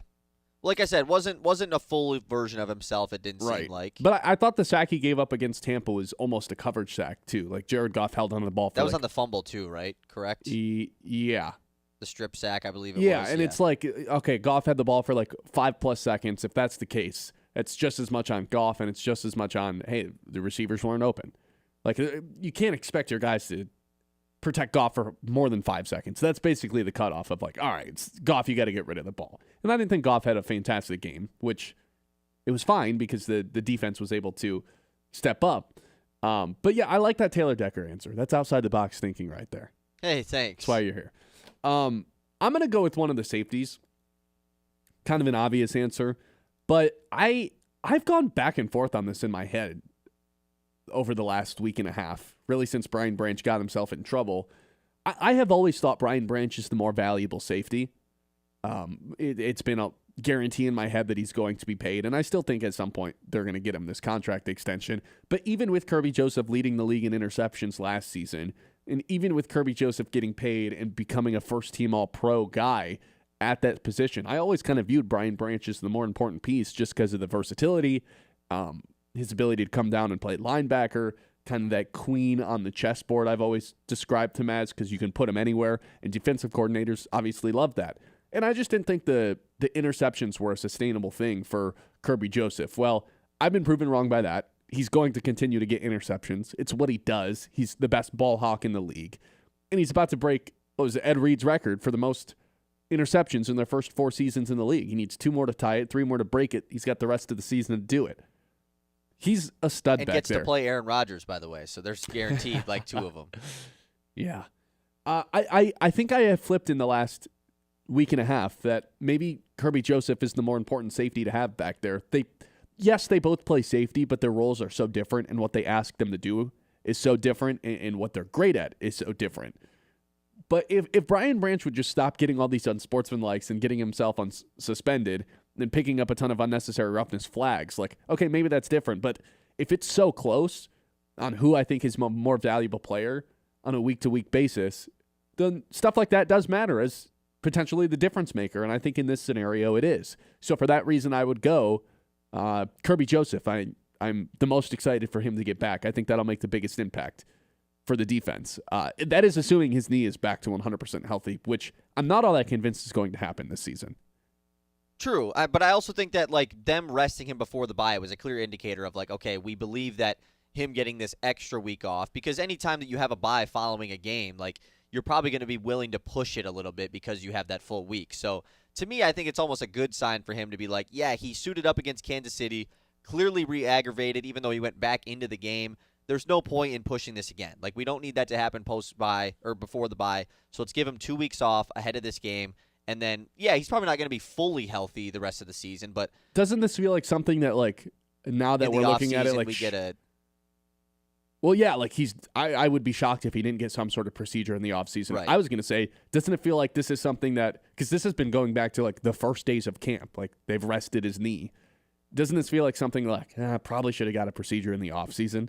And I don't know when this injury happened, right, but yes, has been the entire season. Like since the day they showed up to camp, it feels like Kirby Joseph's knee has been somewhat of a looming thing, and that got progressively worse and worse and worse. He still gets picks. And he still gets picks. Yeah, somehow, some way. I'm a little bit worried about that once the bye's over. Like, hey, like this is something that they just kind of have to manage. Right. Almost like a Decker situation with his shoulder. It's like these guys just don't practice, and that's kind of the reality of things. Yeah, it's a good like debate to have about whether or not Branch or Joseph is the guy you feel like is more impactful to come back, because Branch, obviously, like you said, his role is just he's much more involved in every single play type of stuff defensively. Yeah, he's lighting dudes up at the line of scrimmage. But Kirby is clearly the number one playmaker on this defense, right? Other than Hutch, yeah. Yeah, I guess you're right, at least in the secondary of this team. Like, Kirby Joseph is due to make one huge play in every game, and most of the time more than that. Whereas Brian Branch just makes a ton of really good plays every game. Not saying he doesn't make a huge play, because he definitely does. But no, yeah, because there's games where he'll like get 2 TFLs, a quarterback hit, Totally. and have 9 tackles. That's like a typical game for Brian Branch, you know? And so Kirby Joseph, though, is just always going to make some sort of game-changing play in every single game. So obviously you're excited to have both of them back. But the answer could be Brian Branch, just because he's actually not hurt. You know, there isn't a question mark about, like, I'm with Taylor Decker, like, yeah, it might be a season-long thing, but hopefully he's good after the bye. Or Kirby Joseph, is his knee going to be okay? Brian Branch isn't even injured. No. He's just going to be back next week after the suspension, fully healthy, no matter what, no questions asked. So that's why the answer here could be Brian Branch, because you're not worried about any sort of looming or lingering injury when they have this time off. And then the other guys that we didn't mention that should be coming back sooner rather than later, DJ Reed never went on IR, right? He did go on IR. He did go on yes. IR. So he will miss this next game, and then he's eligible to return against Washington. Okay, thanks for some reason that Terry slipped my brain. Arnold, though, did not go on IR, and he probably will be back, I would guess. Terron Arnold, Marcus Davenport, Malcolm Rodriguez, all guys that we anticipate returning at some point this year. And Malcolm Rodriguez, like, again, that's not a starter. That's another guy who's awesome in the run defense. Like, to have that extra linebacker out there in a goal line package. I mean, we saw Zach Cunningham have an impact against Baltimore. Like, Trevor Nowaski's gotten some run, you know, in situations like that. Right, like Rodrigo, in my mind, at least before the injury, is an upgrade in those spots. So I am thrilled to get some of these guys back. I know Marcus Davenport is kind of, you know, Muhammad's been good. Let's just say that. And we did get a text from Chris that says, "Good morning. I don't believe in Marcus Davenport's health. Marcus Davenport is made of glass," and I laughed at people talking about the Buccaneers' injuries when our entire starting secondary was out, yet the reserves held it down. Look, It's a good text. Yeah, the Davenport thing. Like, look, man, Chris, I don't blame you for not believing in Marcus Davenport's health. It's a safe bet that he's going to get hurt. That's been the story of his entire career, specifically the last 5 years. So it'll be nice to get him back regardless. Because when he's out there, he's a good player. It's nice to have another dude out there as an option. Yes, definitely. I'm also not expecting anything from Marcus Davenport, though. Like, I think if we can talk about, if he comes back, then that's good. But I'm not expecting that to happen. Like, I'm not going to expecting him to come back or to make an impact. To come back and then stay back. Like, I'm not relying on him to be a part of this team for the rest of the season. Well, you know? It sounds like when he's coming back, he's going to be a little bit later than the other guys with this pectoral thing, and that's not until late November, early December anyway. So it sounds like if he's coming back, it's going to be the last quarter of the season, which I mean, if he re-injures Right, but himself again, are it's we like, are whatever. we shocked he's going to play if he plays 2 games and then doesn't play the rest of the year? Like, it's just something that I don't think that Lions fans and obviously the team should be relying on. He should get like a medal if he plays 3 games in a row. It's like, hey, congratulations, Marcus Davenport, comeback player of the year. He actually played 4 games in a row. Yeah, new personal record. And this is a little bit not super off topic, but last week did kind of change the perspective of, I know it's coming up on it, but like if the Lions do make an in-season trade, like it seemed like making a move in the secondary was always the play. It seemed like secondary or edge was that spot. And last week it had to have moved most people, right? The game against Tampa? What, saying like we don't need to trade Like for I a thought secondary piece? I thought secondary was for sure the spot. Like whether it was if you're going to trade for an edge or a corner, if you're going to do either, it obviously was a secondary player. And now I'm just like, I don't know, man. Like these depth guys, like if they have to get run out here and we don't have to give up assets to acquire somebody else, I don't know. It's interesting. To add another edge, like everyone wants to add an edge. It's rare that there's a guy available. Like there probably won't be a guy available that was as good as Za'Darius last year. Yeah. And Muhammad's been all right. And Aleem McNeil being back, I think he's kind of that guy, right? He's kind of the Jermaine guy. Johnson from the Jets? I've been seeing his name tossed around. It's a guy that should going into a contract season. It'd be a rental. Player. He's not an older guy. It'd be a rental for sure. Would be a rental, but that's the whole point of the trade deadline. So yeah, I'm not opposed to that at all. I think the Lions are obviously buyers at some point. This trade deadline, which is in 2 weeks, by the way. I think it was 2 weeks from yesterday, right? November 4th. So 2 more games. Lions won't be playing this week, though. 989-837-6125. Hey, let's give away some Michigan State tickets when we come back. This is the Ben Bosscher Show live right here on 100.9 The Mitt. The 10 o'clock hour, as always, is brought to you by Corning, a global leader in material science right here in Midland. The glass in your smartphones, innovations that power clean energy and advanced medicine. That's Corning, shaping the future. But it's not just about the tech, it's about the people. Corning invests in the community, supports local schools, and creates opportunities that are close to home. With the legacy of innovation and commitment to what's next, Corning is proud to call Midland a part of its story. Corning, creating life-changing innovations, one breakthrough at a time. The Ben Bosscher Show, built by Bresky Siding and Building Repair on 100.9 The Mitt. I'm Sarah Stockford, host of 100.9 The Mitt Success Suite, a podcast highlighting the most inspiring female leaders across the Great Lakes Bay region. This month, we spoke with Sharon Mortensen, President and CEO of the Midland Area Community Foundation.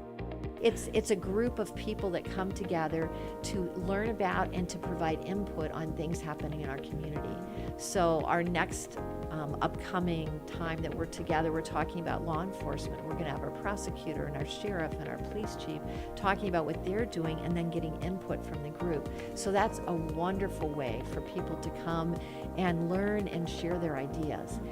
We've also partnered with the Midland Business Alliance on the My Pros Community Crowd Fund, which started, goodness, now I think it's been probably 4 years ago. Listen to the full episode on YouTube at 100.9 The Mitt. Subscribe and hit the notification button to be alerted when new episodes drop. That's Success Suite with Sarah Stockford.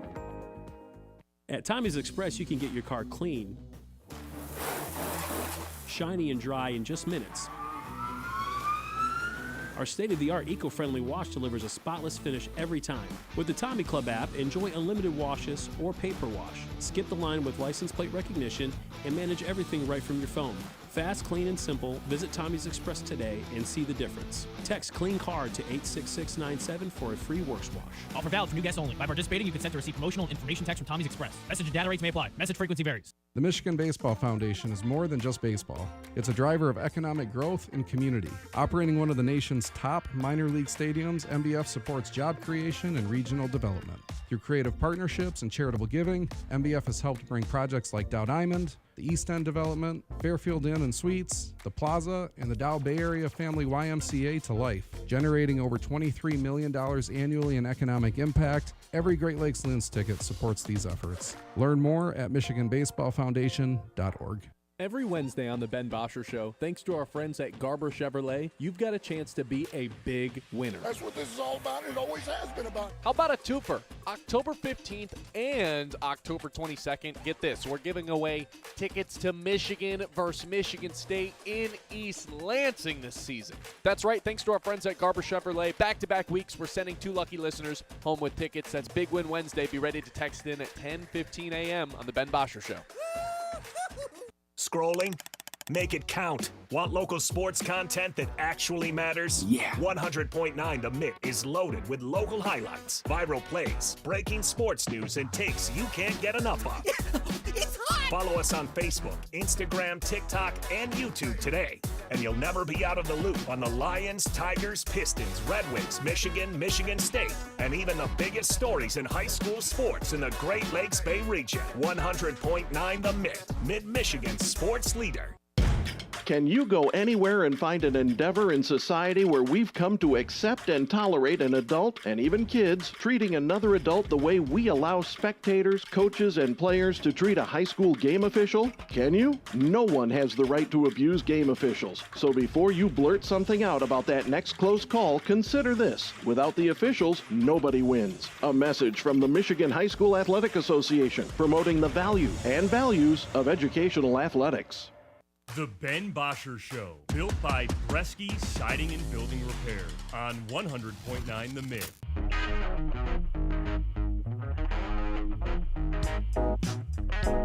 (989-837-6125). All right, we are already 1 minute late. No more time to waste. We are giving away Michigan versus Michigan State tickets for anyone watching on YouTube. You do have to, well, I guess it doesn't even matter if you're watching on YouTube or if you're listening on the radio. All you have to do is text in the keyword 989-837-6125. The keyword today is, let's go tailgate. We've been talking about it all show. Tailgate. Text in tailgate and your name. Text in tailgate and your name to 989-837-6125. We're going to pick one person, send them with two tickets to the Michigan versus Michigan State game for this Saturday. Big rivalry happening. Is it?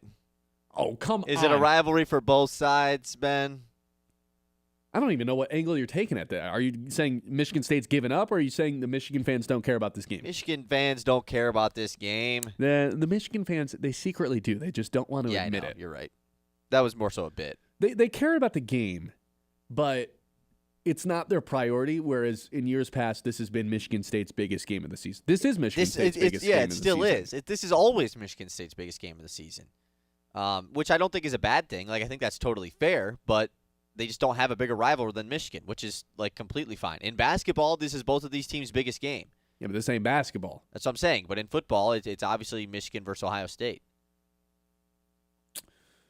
Have your thoughts on this game changed at all? Because I still am like, okay, 14-point spread seems a little bit egregious. But I did start to think to myself a different thought. If I'm a Michigan State fan, is there any part of me that just wants to get blown out? Knowing that, like, all right, that is the straw that breaks the camel's back. If you get blown out at home to your rival, like Jonathan Smith is for sure, 5 sure, gone if that happens. Sure. Whereas if you keep it close, it's like, okay, this guy's probably just going to linger on for a while. Like, if you keep this close and it's like you actually put up a fight, you're not going to fire the dude, right? Cover a 14-point spread. It's like a one-score game at the end. If you get blown out, it's done. He's gone. Look, this is a tough question because I see the angle for Michigan State fans to want this to happen just from a, like, if you're truly out on the Jonathan Smith era, which how could you not be? And if you think that this new athletic director and this athletic department is willing to fork over the massive buyout that is going to come with Jonathan Smith due to the fact that they might not win a Big Ten game, then it works in your favor to get destroyed by your rival in Michigan. But to want that to happen is crazy. I think being okay if it happens and being like, you know what, this isn't the end of the world. We probably expected this to happen anyways. I didn't have hopes of them winning. I think that's fine. Yeah, but I think that's more realistic. To want it to happen is crazy. But if I told you, like, you personally, if I told you personally, Michigan State is not going to win this game, and you have two options: they lose by 6, or they lose by 26. What would you choose? Oh, I hate that, man. I mean, because I can't. It's 26, isn't it? I don't want to say that though. Like I probably am thinking it, but if I say that, it's like, are we serious? You want to get blown out? Maybe it is the play, though, because like you said, then it does kind of solidify Jonathan Smith's future. I'm a believer, personally, that even if they win this game and upset Michigan, that Jonathan Smith should still be done. Because are they still going to win another? This is probably their best chance they have to win a game in the Big Ten, and they're 14-point underdogs. The only reason I say that this is their best chance is because it's rivalry, it's at home, you never know what's going to happen, blah, blah, blah, all that stuff. Night game under the lights. Right. Like, I'm not saying that Michigan is a worse team than Minnesota and Northwestern, who State still has to play, but this game has a little bit of a different feel to it. It always does every year. So, yeah, I'm a believer that, like, the ship has already been sailed, no matter what happens the rest of the way. But, yeah, I guess if you had to tell me that they're going to lose no matter what, it's probably more beneficial for both sides for this to be a blowout. So Michigan has won 3 straight matchups against Michigan State. And only one of those games has really been close, and that was last year, 24-17, and what was one of the more depressing games that this rivalry has seen. There was just no juice, obviously no expectation for either team at that point in the season. Now, Michigan still has a little life to them in terms of like what they think they can accomplish this year, beating Ohio State if they were to run the table. Getting to the Ohio State game at 9-2 and beating them punches them a ticket into the playoffs, in my opinion. But like, here's what Michigan State's playing for. If they're looking to play spoiler, they can end Michigan's season right here, right now. Because even with a win against Ohio State, of course they're wanting to. I don't think Michigan at 9-3 with a loss to Michigan State is a playoff team, even if they beat Ohio State. Yeah, because they likely won't be in the college or in the Big Ten championship.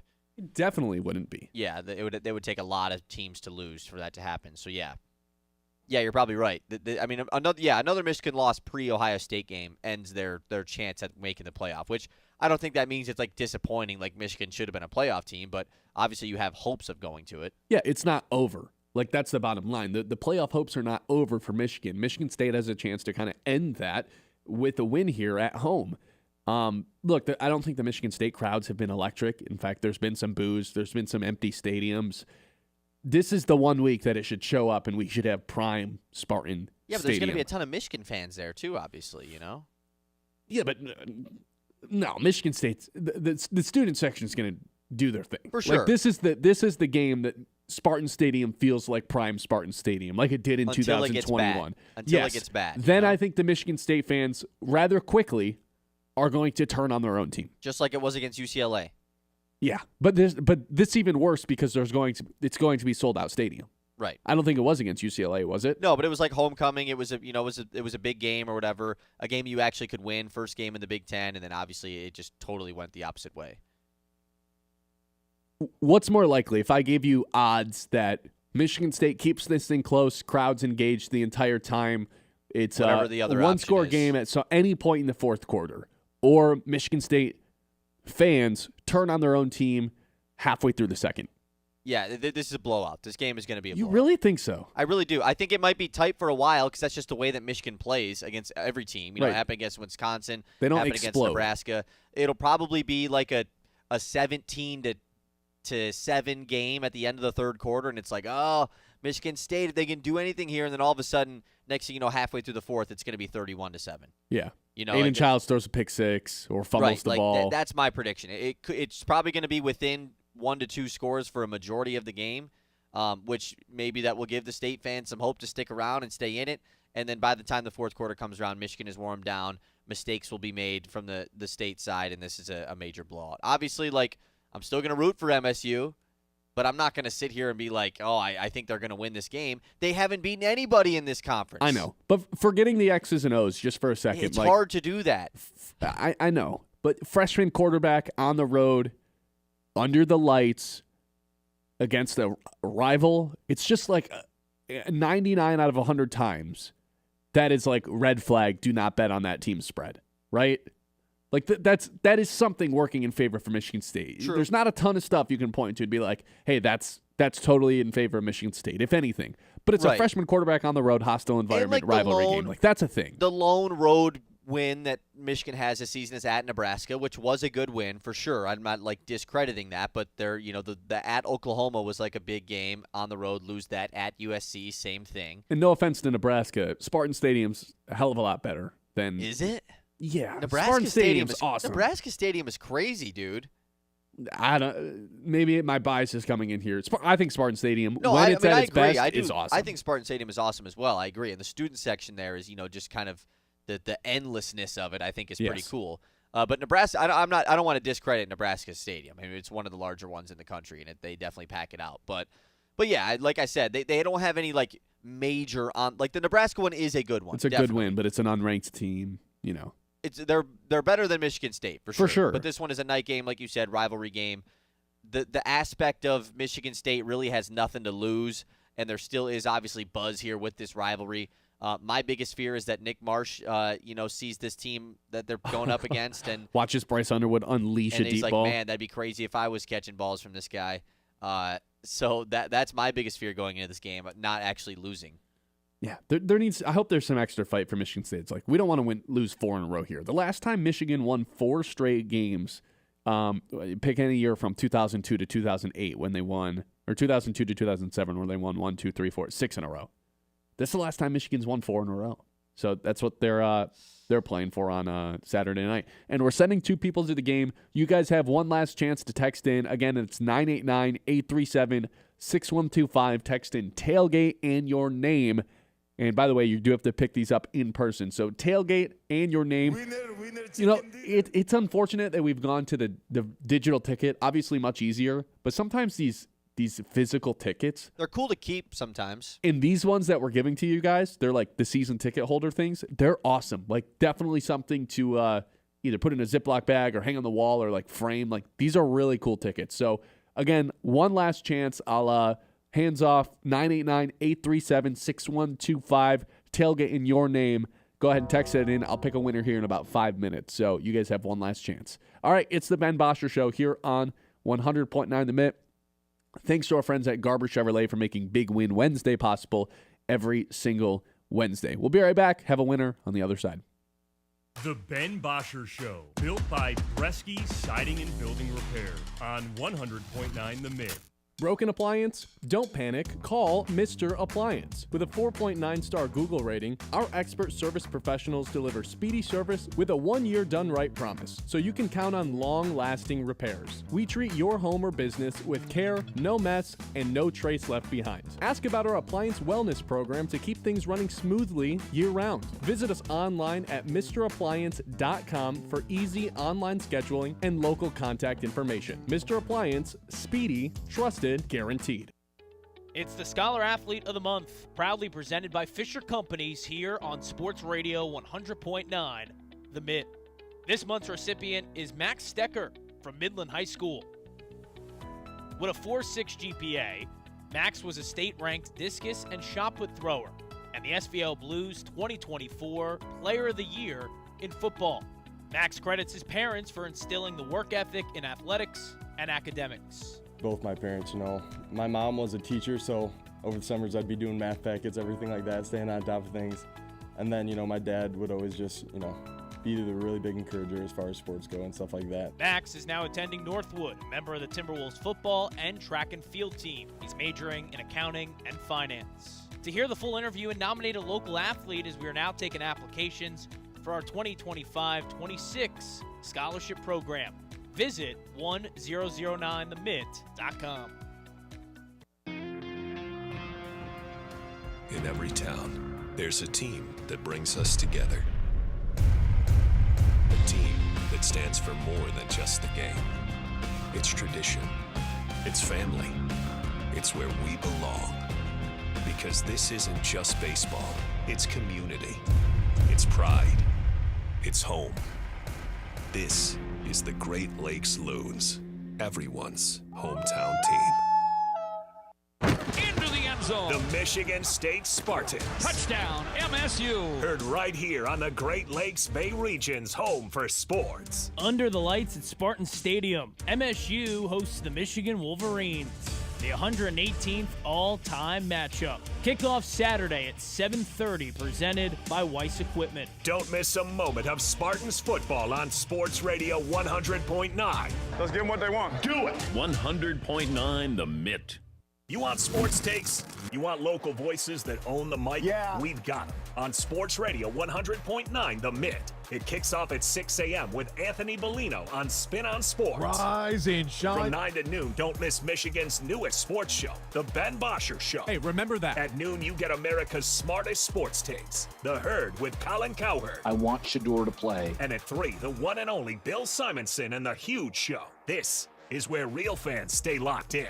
100.9 The Mitt. From the hometown heroes to the college legends to the pros on Sunday, 100.9 The Mitt is your home for wall-to-wall play-by-play coverage. High school football, basketball, and hockey. Region champions for the first time in school history. Michigan State football and basketball. Touchdown, MSU! The NFL, Thursday, Sunday, and Monday night primetime games. And don't think we forgot about your hometown team.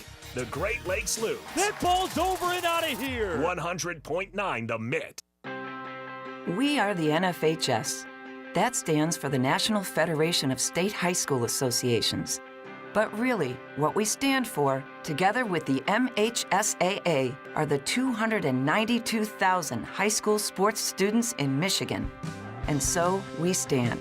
We stand for the runners, soccer, and basketball players. We stand for their coaches, administrators, and officials. We stand for the swimmers, football players, and wrestlers. We stand for the golfers, softball, and volleyball players. We stand as the national leader and advocate for high school athletics and all who participate in them and make them possible. Because it is our purpose to ensure that high school students get to play, perform, and compete together. To learn more about who we are and what we stand for, visit nfhs.org. The Ben Bosscher Show, built by Bresky Siding and Building Repair on 100.9 The Mitt.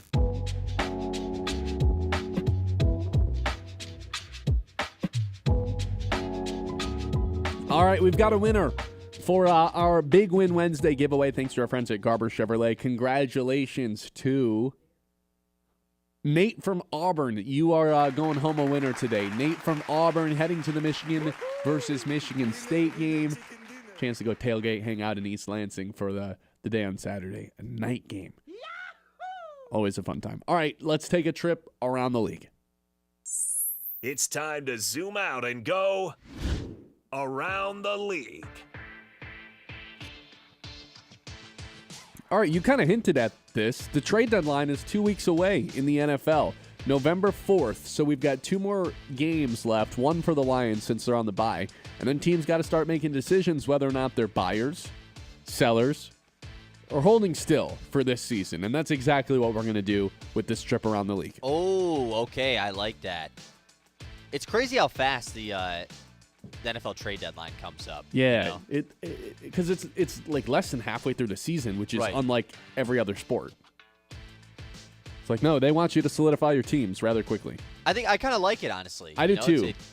The ones that happen so late into the season. Like, I've always hated the fantasy football trade deadline, how it happens like 2 weeks before the playoffs. I'm not a fan of that. I wish it was early. That's just me. Why is that? Because I just don't like how you can change up your team completely, like right before the playoffs. You got to solidify it. You got to get it, you got to rock with it. I like that the trade deadline's so early because it allows teams to make very stupid decisions of being buyers, Well, yeah, before they've actually realized like how good their team actually is. And if it was later on, there'd be a lot more teams selling. There'd be more, I don't know. I think it would just make the good teams really, really good. Right. So I like that it's early. Okay. More So some teams of are these- still alive. I think that some of these are obvious. So I'm going to run through some of the ones that are less obvious and maybe an interesting decision. Here's a fun one to start off with, Ben. What should the Baltimore Ravens do at the trade deadline? I mean, it would be irresponsible to be buyers, but there's absolutely no way they can sell. In my mind, they're still There's alive. absolutely no way they can sell? No. And if they lose the next 2 games, then I guess, yeah, like you probably move on from Derrick Henry, since I think he only has 1 year left on his deal anyway. That could be wrong. Look, they're pretty big favorites against Chicago this week. Their following game is against Miami. So, and that's a Thursday game. So, if they beat the Bears at home and then they're going to beat Miami, all of a sudden they're right back in the mix they'd be 3-6? Or no, they'd be 4-6, They would be right? 3-5. 3-5. So, Yeah. they're still alive, especially considering the Steelers, who are probably the worst division-leading team at this point in the season, is in first place. I don't think they buy. I don't think they sell. I think this team ends up holding still. I think that's probably appropriate. Derrick Henry, by the way, he signed that 2-year extension this offseason. So he's under that's right. contract through 2027, the next 3 years. And that 2027 cap hit is at $16 million for Derrick Henry. So that's a little bit tough. I'd say don't. I'd still say you sit still. I don't think you give up on that. I think that you see what happens this week with Lamar's health and make a decision after that. Like I think if you lose this game, it's like we just need to chop this up as an L, get a high pick. This was just a season from hell for us, and we sell. But yeah, well, it sounds like even though Lamar didn't practice yesterday, well, I guess today's the first day of the injury report. But the Ravens, last I looked, were heavy favorites in this one. Right. They already semi-sold a little bit with trading Odafe Owe to the Chargers. Yeah. So we'll see. The Athletic article says they should actually be buyers. Oh, I don't know about that. That's crazy. Yeah, that seems a little aggressive. The division is up for grabs still, but that doesn't mean there still isn't a lot of work that comes with that. So we will see. Okay, let's move on. Let's do an obvious one here because we were talking about it. What about the Detroit Lions, Ben? They're going to be buyers. This is an obvious one. It'd be fun to do a debate on this, but the Lions are going to add somebody. Now, is it going to be as aggressive as Lions fans would hope it would be? I don't know. I would guess not, because that's not what Brad Helms has shown. Him getting aggressive and getting after Darius Smith, I think was... If that's the expectation, you're probably going to be disappointed, because I have a hard time imagining that there's a player better than that available. You mentioned Jermaine Johnson. That's a possibility, but if it's hit or bust, you're probably setting yourself up for disappointment. They're not going to give up, I don't think, anything more expensive than a third-round pick. I don't even think they shell out a third-round pick. I think it's 4th, 5th, 6th, 7th that we're talking about. But yeah, they're going to be buyers at the deadline. Okay. Let's do our friend's favorite team. How about John Vicari's New York Giants? They're in an interesting spot, man. They're 2-5. That's a sit still. Being a buyer and giving up draft picks, I think, would be totally premature. Be very Giants. Start screwing yourself already when you see any sort of success. But I don't think this team should be selling either, because you're better than all the other 2-1-win teams. This team has some life in them. I can't believe they lost that Denver game to this hour. But I would be sitting still. Sometimes it's okay to sit still. You don't have to be a buyer or seller. Yeah, but you're 2-5. You still are a pretty long shot to get into the playoffs. I agree, standing pat is probably the play for them, but I just think it's a little bit interesting. Well, who are in their next 2 games before the deadline? Well, they do have one of the tougher schedules in the league. Eagles, Niners. I mean, if they lose both of those games and they're staring down the barrel of 2-7, then yeah, you're probably a seller. But right. If you're asking me right now, I would be sitting still. All right, let's do a team that started off the year looking like one of the best teams in the league, has dealt with some injuries, and has fallen off a little bit. The Los Angeles Chargers. I actually think this would be an aggressive buy. Okay. If you can find an offensive lineman to be moved, maybe do it. But the other thing is Joe Alta's coming back. Right. So there's that. There are other all offensive your running linemen backs are injured. Who are all coming back. Najee Harris won't come back, but Najee's not coming back, but Amari's coming back. Hampton, though, it's kind of getting pushed back, though. He's on IR, isn't he? Tough ankle sprain. He's on IR, but they said he's not a guarantee to come back immediately after coming off IR. But you expect him to be back at some point, right? I would not be opposed to being a buyer here for the Chargers, because that first month was so encouraging, unlike the other teams that we've talked about, potential buyers. That first month was so encouraging where they did look like maybe the third best team, the second best team in the AFC. I mean, they beat the Chiefs in another good win in there, too. I'd be a buyer if I was the Chargers, try to get back to that, because ever since Joe Alt went down and now they're out both of their offensive tackles, it's been really tough. It's been rough sledding. They've also had a pretty tough schedule, so I will give them that. They've played some really good teams. But, yeah, I would agree. I think they should be buyers as well. From what we saw the first several weeks of the season with them, that wasn't fake. It was just they were healthier than they would have been the last couple games. So yes. I think it's still there. Okay, what do, Ben? Do they keep riding the high, or do they even go more aggressive? The Indianapolis Colts. Do they just let it rock? Not mess with it? You got to buy, right? Their secondary is not that great. They had a player retire in the middle of their season. They've had a good amount of injuries as well, too, in that secondary. Kenny Moore just coming back. I'd be a buyer. Screw it. Why not? This is the best chance you're going to have.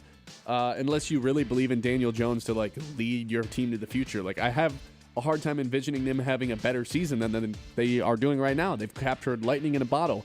I'd be very much prioritizing trying to grab that 1 seed if I was the Colts GM and the Colts owner. Because the last thing I would want is to blow the 1 seed and all of a sudden you have to go to Arrowhead. You have to go to Highmark in Buffalo. You have to go to Baltimore.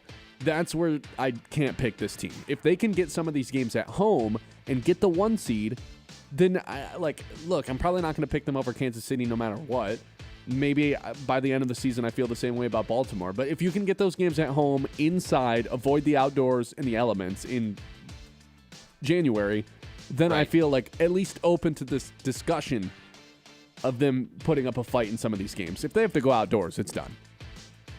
Really, it's just over? They're not beating Kansas City and Arrowhead, I'll tell you that. Daniel Jones used to play outside. And he sucked, and he was a bad quarterback when he did that. True. He won a playoff game, though. Got to remember that. Okay, this is, we'll do this indoors. True. Last one. There isn't a bigger gap between teams 3 and 4 in a division than with this team. They started off 2-0, and they have lost 5 straight. What did the Arizona Cardinals do at the trade deadline? They sell. They sell. They are at sell. They're not at stand pat. Like, once Kyler comes back, see how it goes. Look, they're 2-5, and the Rams are in third place at 5-2. Like, the division is just—it's going to be very difficult for them to get back into it. And they've got the Cowboys coming up on that's a Monday night game. You've got the Cowboys and Seahawks coming up. Hey, they'll know by the end of the deadline what they have to do, or by the time the deadline rolls around. But man, I just don't believe in this Kyler Murray-led team. I just don't believe in Kyler Murray as a guy that I can count on to bring me division titles and compete in the NFC every single year. So I'd be selling. I'm sure the GM of their own team feels a little bit more belief in them. But I think the smart thing to do would be to sell here, load up on more picks. I think the defense is good. Like, the defense has been all right, and they're getting some guys back from injury as well. But 5 straight L's, though, is it's so pretty bad. brutal. They only have a -1 point differential, though. And you know who the 2 teams they beat that they beat were? I can't even remember. Saints and that far Panthers. Back. Ooh, that's actually tough. I mean, what team of the Niners, Seahawks, Rams, I guess just to give you one final question, what team of those 3 who are all 5-2 should be the most aggressive? Maybe actually has the biggest chance of taking it, you think, with making a move? I would say the Rams have shown that they're willing to be the most aggressive from a front office standpoint. You remember how their Super Bowl season went. If they decide to, crack open a bottle, and I think there's a good chance that they end up being like the team that's irresponsible at the deadline. But the last time they did it, it worked out. So I wouldn't be surprised if they did that again. 989-837-6125. Look, we got a little surprise coming up. Usually I like to preview what's happening. I don't even know what's about to happen, but I think it's going to be entertaining. So stay tuned. It's the Ben Bosscher Show here on 100.9 The Mitt. Summer is almost over, but your gardening needs, they might be at an all-time high if you're a little indoor gardener for the winter. Go to Midland's go-to spot for all your gardening needs. That is Maple Hill Nursery. From vibrant flowers and shrubs to seasonal plants and trees, they've got your garden covered. Expert advice from local growers who care about your success as much as you do. Quality plants, quality soil, and all the tools you need to make your yard bloom. Stop by Maple Hill Nursery to get inspired and grow something beautiful this season. Find them right here in Midland, your garden's new best friend. The Ben Bosscher Show, built by Bresky Siding and Building Repair on 100.9 The Mitt.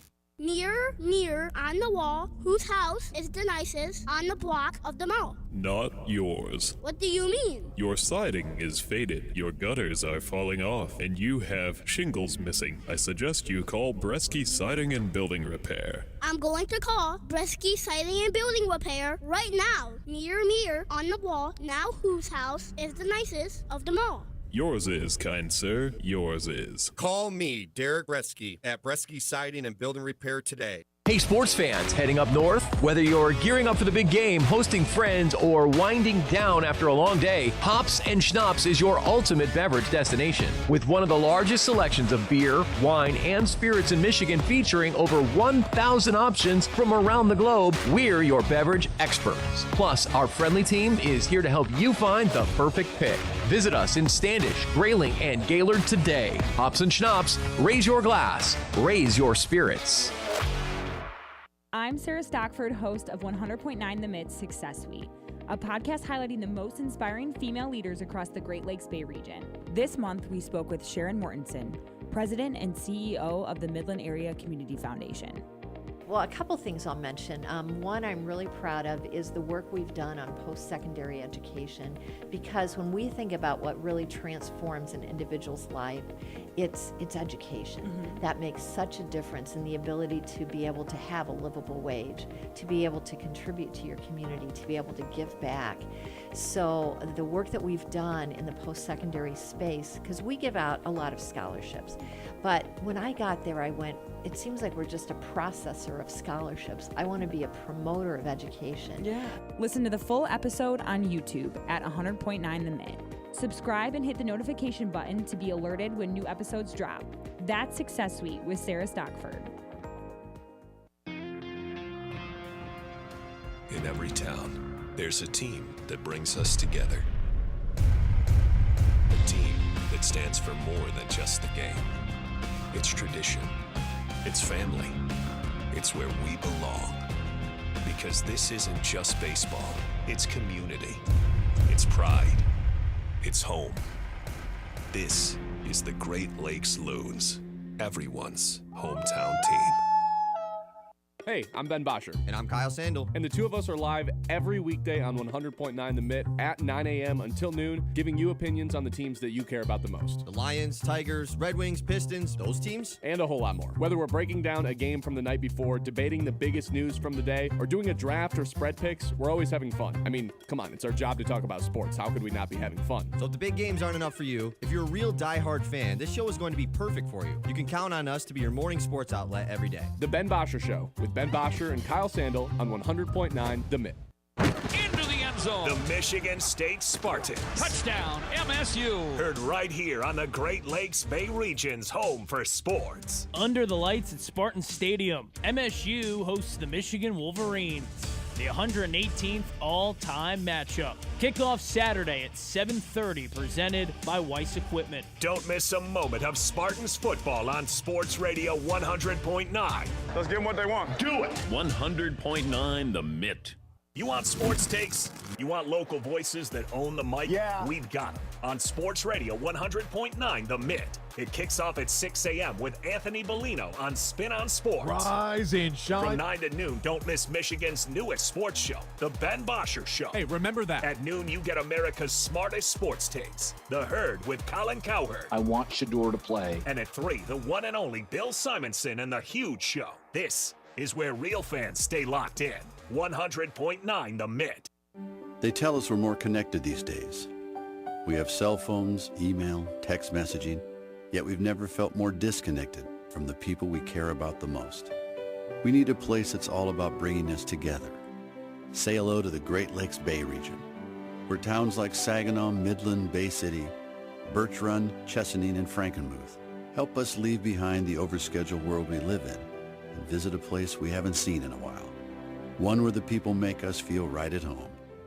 And we remember just how bright our kids' eyes get, peeking through a riverboat railing, just to catch a glimpse of the wildlife. So let's go fishing, bird watching. Let's blow the suds off a local tap, take a tall ship dinner cruise at sunset, or stop by a festival just because the name made us smile. Right here in the Great Lakes Bay region, where reconnecting with what really matters is pure Michigan. Your trip begins at michigan.org. The Ben Bosscher Show, built by Bresky Siding and Building Repair on 100.9 The Mitt.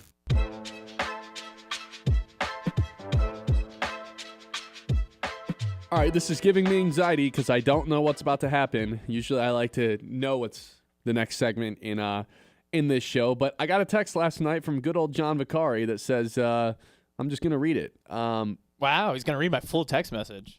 I have a present for you and Kyle for tomorrow. 100th episode / the NBA is back. Doesn't need to be a full segment, but I think it would be funny to have me reveal it live on air. I don't know if you know this. Yesterday was the return of the NBA, but I wasn't here for that. Yesterday was the 100th episode. I wasn't here for the 100th episode, and the NBA really doesn't return until your team does. I know you guys were watching last night, and I know it was a great game on NBC, but it's today. This is when your team's in action. This is when my team's in action. That's when the NBA begins. The Pistons opened yesterday. You're right, but doesn't make me any less scared and nervous though. For what it shouldn't be. It shouldn't be nervous. I took time out of my day yesterday too, a busy day, and I did all the work for this myself. So you're gonna be maybe not happy about anything else besides at least he did the work. Gift? Pretty much, yeah. I had to acquire some materials for it, but okay. All right. So since it's the NBA, right, and it's opening up, and we're getting ready for the Pistons season, I think, a gift to just remember the good times. You were there last year when this happened, and I think a little memorabilia, whether this is for the studio, whether it's for both of your newish apartments, but I have the New York Post framed from when Jalen Brunson eliminated the Pistons. So right over the X Factor, this is yours. Yours is the back cover. This is when the X Factor of the Pistons, Ausar Thompson, Jalen Brunson hit a shot over him. And then, Kyle, you're getting the front cover. Nick of time. Brunson hits 3 to put away the Pistons. What do we think? Where did you get these? And I framed these myself. I learned how to frame a photo. Where did I you had to get call the my newspapers? Mom, but, what's up? Where did you get the newspapers? I told my dad, this was May 2nd, 2025. I texted him the morning, and I said, hey, when you're at work today, just go get a New York Post. Because remember, you were at the game last year. Yeah. So, no, so I when remember it. I don't need a photo in my face to remember. This is the real newspaper, yes. I have the full paper at home, too. I'm going to throw it out, obviously. But so there you go. So where are we putting it in the studio? Where do we think? Wow. That's unreal. It's like a cool gift, but also obviously like such a dig at the same time. But also, I want to say words here that I'm not allowed to say on the radio right now. No, I'm legally not allowed to say them on the radio. I'll say this too. I'll say this. This is the only team that I could trash talk with because the Giants are booty, and obviously the Lions are having this great year like they always do. And since I've been to Michigan, since I've come here, Tigers went further than the Yankees did in baseball, even though they both ended the same round. And usually I have the Rangers to kind of hang on the rim with. Red Wings are off to this amazing start, and the Rangers can't score at home. So this is the only thing I could brag about for the next, couple months. And they don't play till January 5th, so I got bragging rights. Look at that. Is this a good frame job or what? I did this myself. I cut it myself. It's a very good frame job, John. Thank you. I'm very appreciative that you went out of your way to make your little arts and crafts project. Do you want the front or the back cover? Because I think you get the back cover. Why would I want either of those things, John? Why would I want to look at either of them for any longer than I have to? Then maybe we sign them and then give them off, give them as giveaways, on the station. It's like, all right, MSU tickets, but also all of us signed New York Post. Captain Clutch adds to his lures. Nick survived Pistons war. Look at that. It's so funny because I appreciate that you took time out of your day and everything to do this. Sure. But to Ben's point, I want to curse you out. Neither of us want that. It's cool and everything. I think it's cool that it's actually the real newspaper and everything, and you framed it. The framing is nice. But neither of us obviously don't want that, so. If our GM, Brad, sees those hanging up here, he's going to put you in a chokehold and not let you out of them. Yeah, I hope he's watching. I knew I wouldn't give it to him, because it wasn't any LeBron memorabilia. That's the only thing that hangs in his office at home. So but I figured you guys, because it's the show, you're big Pistons fans, both of you. I thought I was getting a donut or something. I've already given you a donut on air before. I actually thought this was going to be a cool, an actual Pistons thing. It is an actual Pistons thing. A good Pistons thing. Dude, they went to the playoffs last year. Look at that. Look, they're in a playoff game. See, Knicks win series 4-2. That meant you guys got 2 wins. That's more than they're used to getting. There you go. What do we think? I think I'm going to post this and tag the Pistons and say, look at what this doofus just gave me.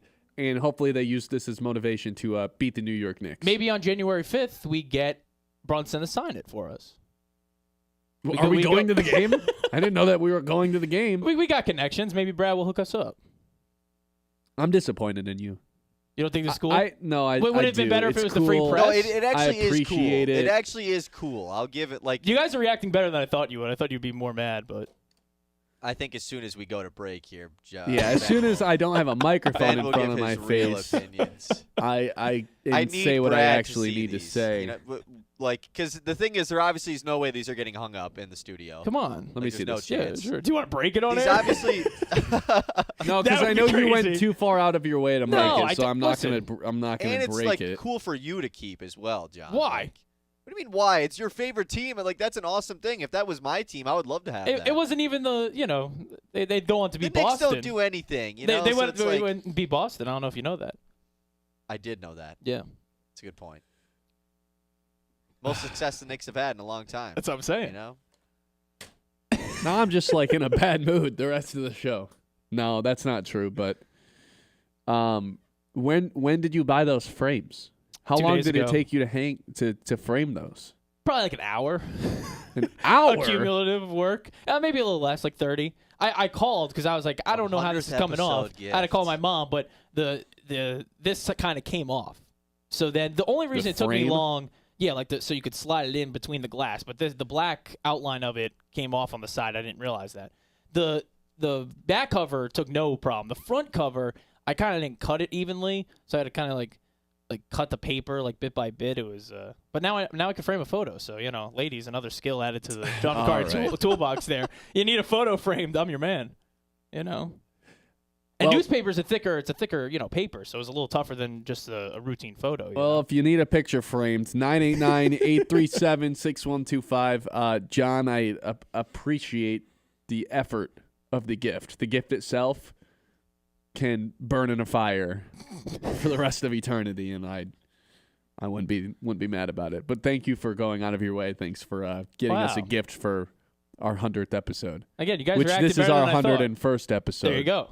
And you'll always remember it. What a gift. Just like you'll always remember being at LCA when Jalen Brunson hit the shot. Put those on Brad's desk and stay in. Yeah, you should do that. And then John won't be employed by the time our spread picks are tomorrow. We're going to the Midland Sports Luncheon, Brad and I, so do I bring them with me to the luncheon and have them have their own chair? Only if you don't want to eat today.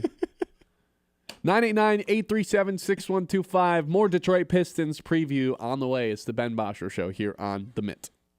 The Ben Bosscher Show, built by Bresky Siding and Building Repair on 100.9 The Mitt. At Aird Insurance Group, they're more than just policies. They're your trusted partners in protecting what matters most.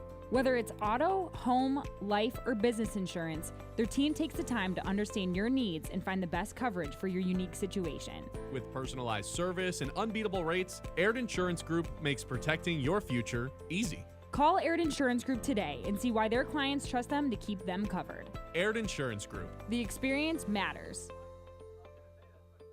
Let's go! Get him going! Mondays this football season when you want the NFL. It's right here. Make this thing happen. Come on. We've got Monday Night Football all season long. We got a big one coming up, guys. Chiefs and Commanders from Arrowhead. Kansas City's third primetime game in the last 4 weeks. Coverage at 7:30, presented by Ace Hardware, downtown Midland. Right here on Sports Radio 100.9, The Mitt. From the hometown heroes to the college legends to the pros on Sunday, 100.9 The Mitt is your home for wall-to-wall play-by-play coverage. High school football, basketball, and hockey. Region champions for the first time in school history. Michigan State football and basketball. Touchdown, MSU! The NFL, Thursday, Sunday, and Monday night primetime games. And don't think we forgot about your hometown team.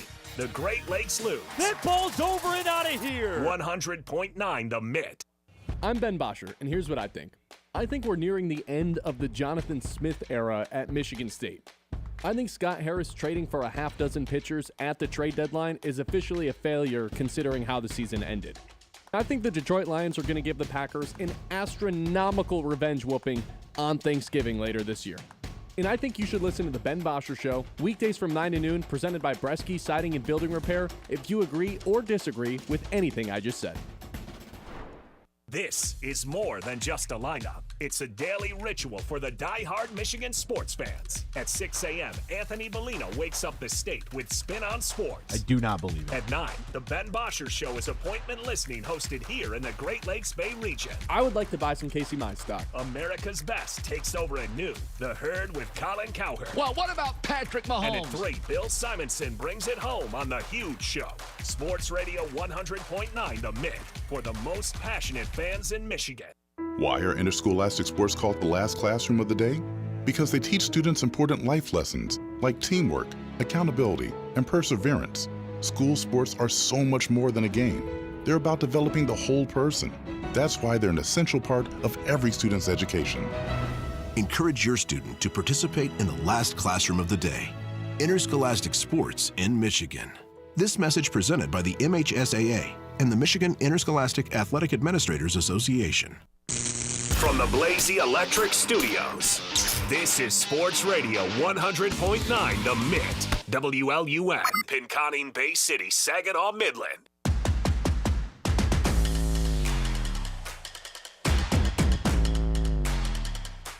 All right, welcome back in. 11 o'clock hour, as always, brought to you by Yiter Insurance. A little story time. So, way back when, I think I had to have been a junior in college, walked into the radio room, wanted to start talking and, get into this new, I guess at the time it was just a hobby, and started up a show called 1-4 Flat with Ben and Matt Griffin, good friend, former coworker here at 100.9 The Mitt. He's joining us now to talk a little Detroit Pistons because, he's one of the most insightful people I know when it comes to the Detroit Pistons. So, Matt, how you doing? I'm doing wonderful, brother. It's good to hear from you. It's good to be back on. How are you guys? I'm doing good. The funny thing is, we did 1-4 Flat with Ben and Matt at CMU at the student station for maybe a month or two at the end of the semester. We take off for the summer, come back, Kyle joins us, and that's kind of how we all, the three of us, you and I knew each other before, but that's how we met Kyle, and look at it now. So it's good to see you, man. I remember you texting me about a third guy joining, and obviously I didn't know Kyle. And I was like, I remember just sitting there, and I was like, man, what are the odds he knows ball? What are the odds this random person that just hit up Ben and was looking to? Yeah, I was like, this could throw a wrench in everything. But obviously Kyle was great. What do we think? Does Kyle know ball? That's still up for debate, It is still up for debate. It's a dynamic attribute. It's a dynamic ability, but I do think Kyle knows ball. We could have done a lot worse with the random guy joining the radio show junior year of college. There we go. Matt, like I said, one of the most insightful Pistons brains that I think we can have here on the show. So I wanted to, catch up with you because it's been a little bit with the Pistons debuting tonight, 8 o'clock in Chicago.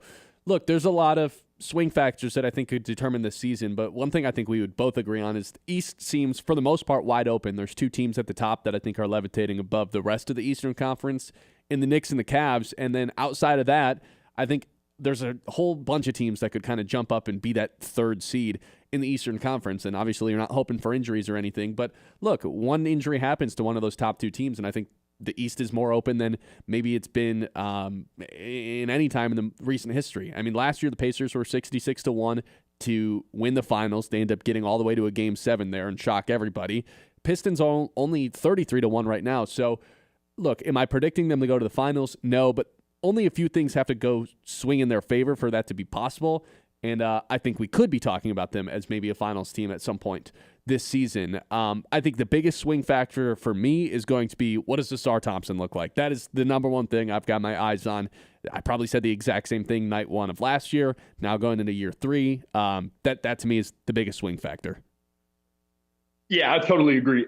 You talk about the East and kind of the whole scale view of it, and when you take a step back, it's seeming wide open. And I agree with you, Ben. I don't know that I kind of think that there aren't any teams levitating above anybody else. I don't think that it's a surefire fact, so to speak, that the Knicks are one of the two best teams in the conference. Last year, their starting lineup was negative. They had a negative net rating with their four best players on the court.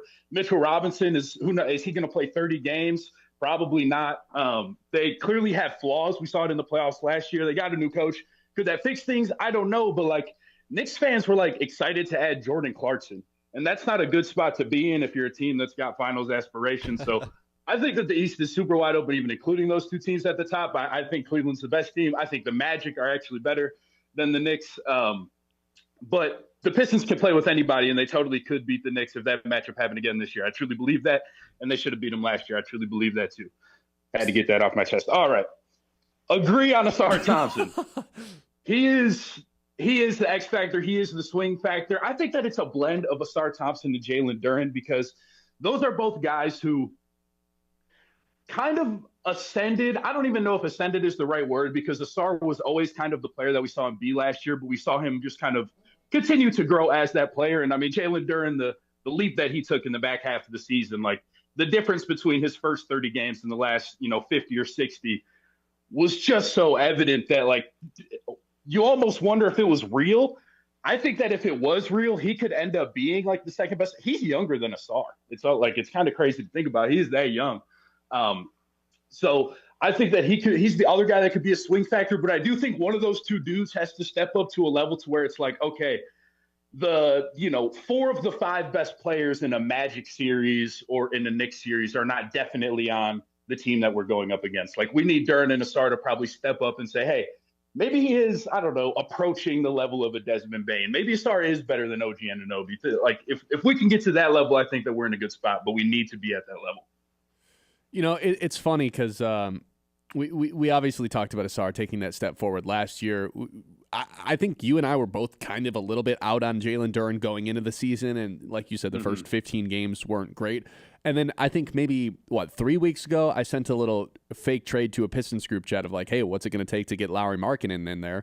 And I threw Jalen Duren in it, and you were like, hell no. Like, do not get rid of Jalen Duren. And I almost had to remind myself of how good his end of the season was. And the funny thing is, like, after that draft, everyone kind of thought, like, okay, it's Cade and Ivy. Now that it's kind of shifted to Cade and Duren, and now that Ivy's missing the first month minimum of the season, his future seems very much in doubt, almost seems a little harsh, but uncertain, to say the least, even though he was averaging 17 points per game before he got hurt, even though he was shooting 41% from outside before he got hurt. Like, he was an awesome catch-and-shoot guy, but if the Pistons want to, continue to embrace this defensive identity, Jaden Ivey at 6'4" and not really being able to stay in front of anybody, it's very much in question whether or not he's part of this long-term future. And the fact that he's missing the first month of the season certainly does not help his case.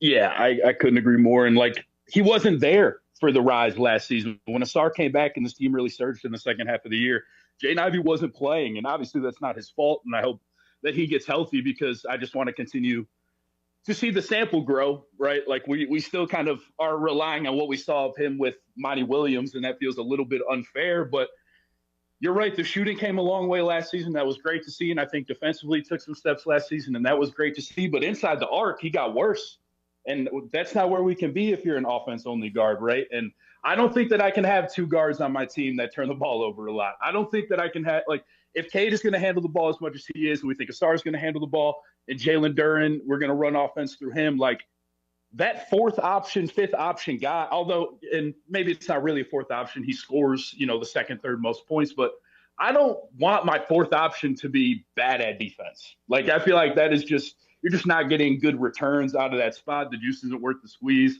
I hope he has a great season. I'm pulling for Jaden Ivey, but it does feel like to me, like, I think I'm kind of reading this how you're reading this, like he's the odd man out right now. I feel like we can't talk about Pistons preview this season without talking about Cade Cunningham. You see a lot of these times when guys get off of their rookie extensions and they go into the finally hitting the max, which Cade is doing this year now in year 5, that there's a little bit of an extra leap that comes. Obviously a huge leap last year for Cade going up, becoming an All-NBA player and an All-Star. But do you think there's even another jump that can happen from Cade this season, Matt? Because obviously I know how much you are high on Cade as far as guards in the Eastern Conference and just in general in the NBA. So do you think that there is an extra step for him this season as the superstar of the Pistons? Yeah, I think that the most exciting thing about Cade being as good as he was last season is that it feels like, to me, there's so much more meat on the bone. The turnover problem is like a big one. Like, we lose a lot of points a game because of Cade's turnovers, live ball turnovers, going the other way, the easiest points the other team scores all night. And it's just because really, like, Cade's handle is not quite like NBA primary level yet. Like, he's still just kind of struggles dealing with length a lot of times because they can get into his handle. And some nights it's better than others, of course, but it's just not as consistently tight as you see from a lot of other, like, especially smaller point guards. So, like, if he just cleans up that one small aspect of his game, I think that he becomes a lot more valuable. Or he could also become, I don't know, he could get some respect from the refs, and then I think that would probably take him up another level. Or he could just get better at finishing. That would take him up another level. There's kind of a, like, it's not like he shot 40% from 3 last season either. We haven't seen Cade necessarily shooting way over his head, what that could look like for a whole season. So, I couldn't be higher on Cade, and I think that he does still have room to grow, which is kind of scary to think about. Yeah, I was looking at some guys that I think he gets compared to a decent amount. Luka from year 4 to year 5 went from 28 to 32 points per game.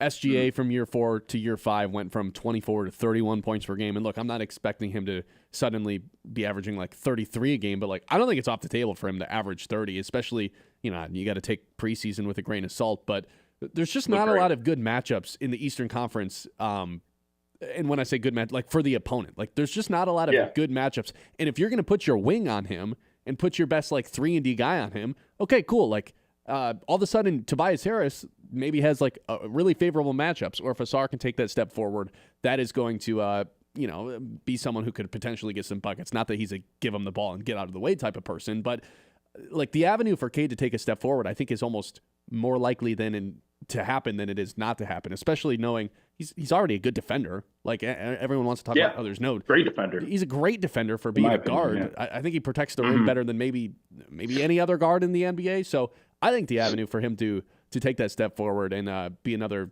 all NBA player, maybe second team this season is totally there.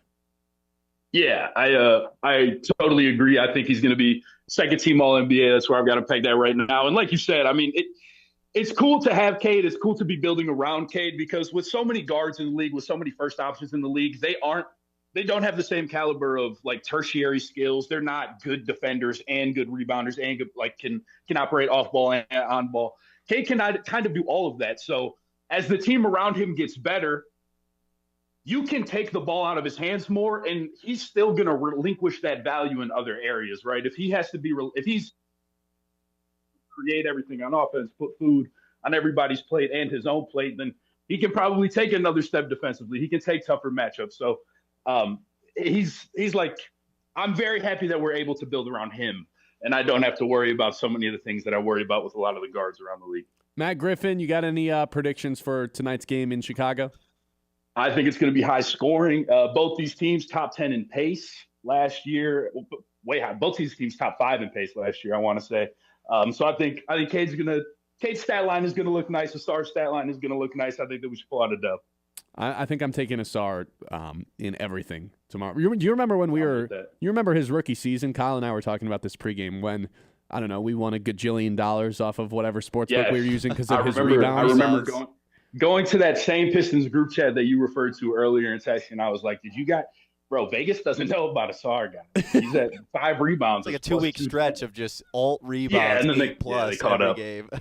We got to find that this year. I'll seek it out. All right, we'll be texting in the group chat trying to find out what that prop is for the Pistons. Maybe it's Ron Holland points. I wouldn't be surprised if it was Ron Holland points. I don't know what it's at right now. I hope you're right, but I'm not riding on that one with you. I can't. No, you weren't impressed by the Ron Holland preseason? I was impressed by the Ron Holland. It's just betting on a guy, 4th, 5th option. Right. Let's see. I'm trying to find it his over-under right before you head out. His over-under sitting tonight, well, at least I can tell you, him to score double digits is, it's not. It's probably not available. Plus right? 144 to score double digits. Just take Ausar. Don't overthink it. Ausar points, Ausar assists, Cade points. Play the hits. All right, you heard it here first. Matt Griffin, appreciate you coming on. Always nice catching up with you, man. Of course, man. Thank you. Absolutely. There he goes, Matt Griffin.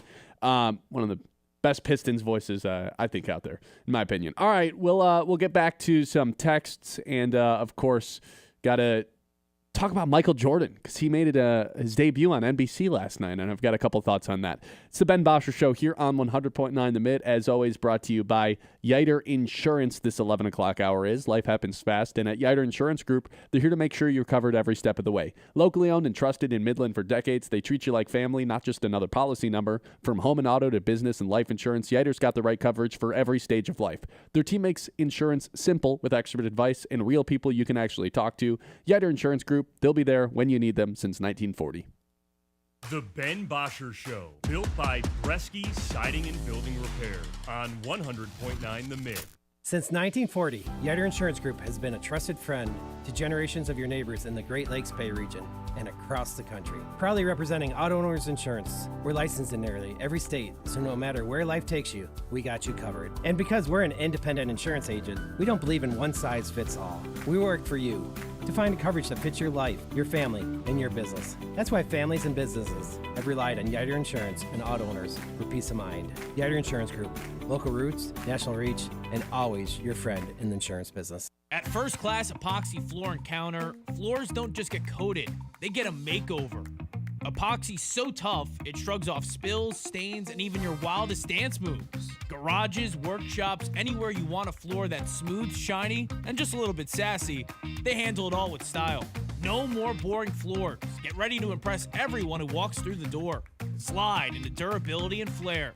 First-class epoxy floor and counter, where your floors get the VIP treatment they didn't know they needed.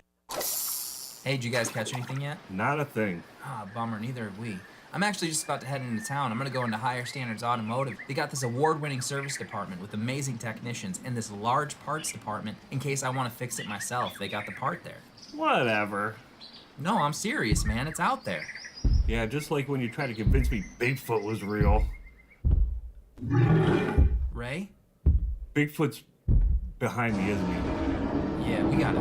Run! Get out! Stop into Higher Standards Automotive, North Eastman Road in Midland, right past the mall. Whether you love them or can't stand them, surprises are a part of life. I'm Kevin Spencer, your Midland Edward Jones financial advisor, and I can help you get ready for whatever life throws at you, even the welcome surprises. As your needs change, we can change what you need to do to help you end up where you want to be. And while there's never a good time to experience unexpected costs, we can work together to help make them feel a little bit less unexpected. Call me, Kevin Spencer, at 989-832-8428 or visit edwardjones.com to get started today. When you want NFL football on the radio. It is another defensive touchdown. Wow, he got hammered, dude. You know where to turn. Let's go. Come on. This week is no different. Somebody go make a play. We can never lose our competitiveness. Thursday night football is here. The Minnesota Vikings and LA Chargers kick off Week 8. Each team trying to bounce back after a loss in Week 7. Coverage at 7:30, presented by Ace Hardware, downtown Midland. Right here on Sports Radio 100.9, The Mitt. Local sports don't stop when the game ends, and neither do we. 100.9 The Mitt is your digital home for the latest news across the state of Michigan. From high school to college and the pros, it's all on our socials. Follow us on Facebook, Instagram, TikTok, and YouTube. Just search 100.9 The Mitt and join the squad. Stay locked in on the latest stats and stories with exclusive video takes from local talent. Sports Radio 100.9 The Mitt. When it comes to a gun suicide attempt, all it takes is a moment. Heather and I had an argument just like any other couple. I was lost. I had snapped. I had a gun and I was going to take my own life. Heather helped me realize that there was still a life to live for the better of myself, my family. My weapon is now safely put away. A moment of crisis can happen to anyone. Store your guns, locked, unloaded, and away from ammo. Hear more safe stories at endfamilyfire.org. Brought to you by Brady and the Ad Council. The Ben Bosscher Show, built by Bresky Siding and Building Repair on 100.9 The Mitt.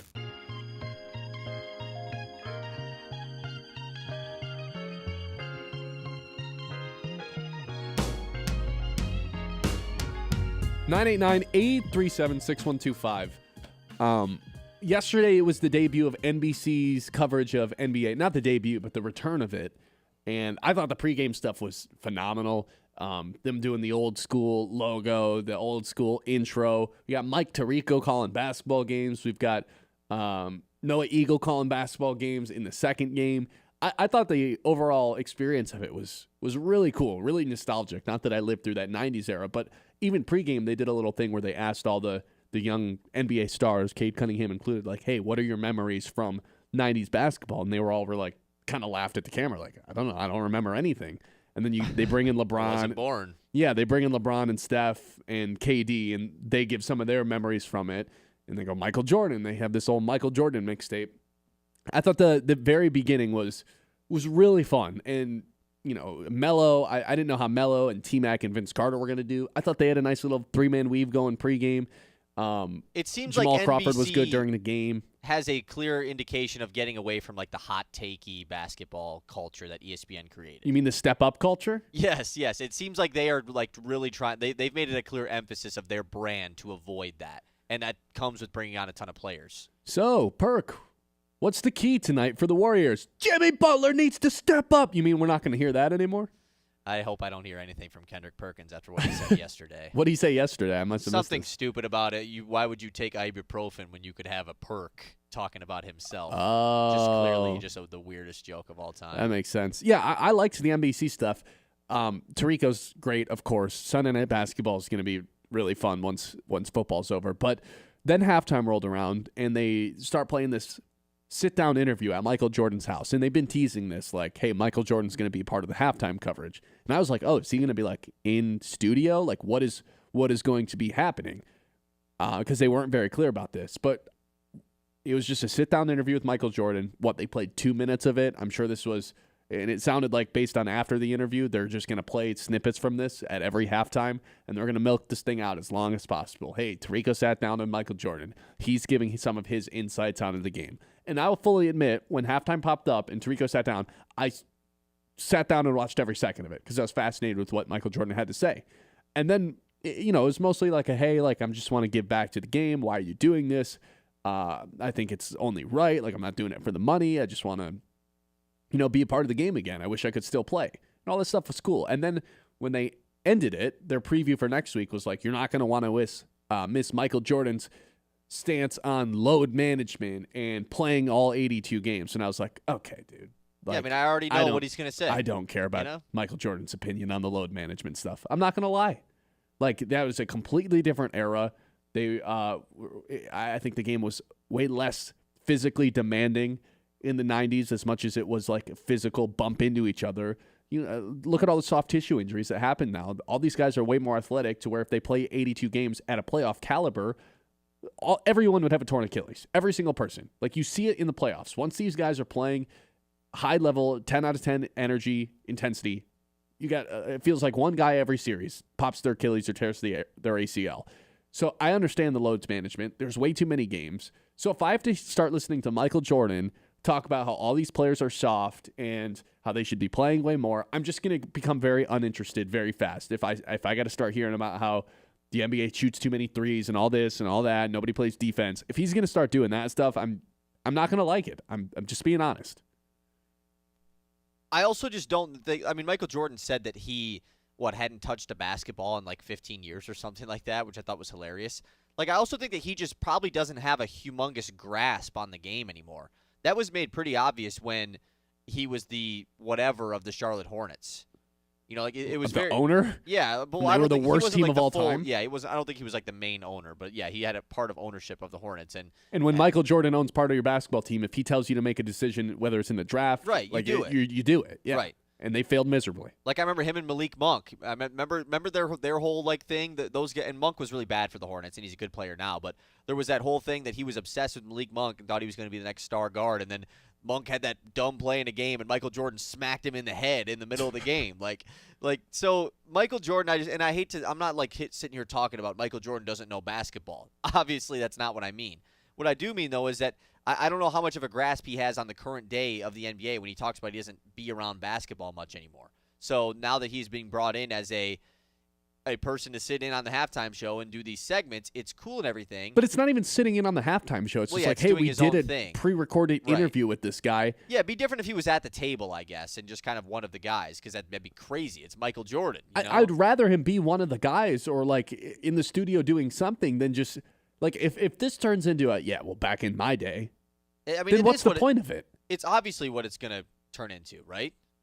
It's because what it feels like. The whole let's get his take on load management and playing 82 games. What do we think he's going to say? Yeah, I actually love load management. I wish I would have done load management when I played.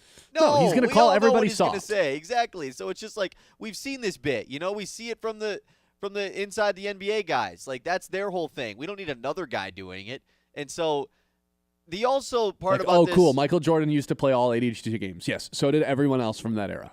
Like, it sounds like I'm bashing Michael Jordan, but like the expectation for guys to play 82 now is just unrealistic. The game is way too physically demanding. And yet Jokic still does it. Crazy. Well, that's because Jokic like basically waddles around and is still the best player in the NBA. But where I was going at with this is, does it not shock anyone that this comes when LeBron James is set to retire? Yep. Yep. Is this come as a shock to anyone? Did it come as a shock to anyone that when during COVID and LeBron James in the bubble and was kind of, coming off of a ring, that Michael Jordan drops this elite 10-part documentary series, an hour apiece, that literally swept the nation? Yeah, greatest sports doc of all time. Yeah, it was awesome. Like, I totally enjoyed it. I loved it.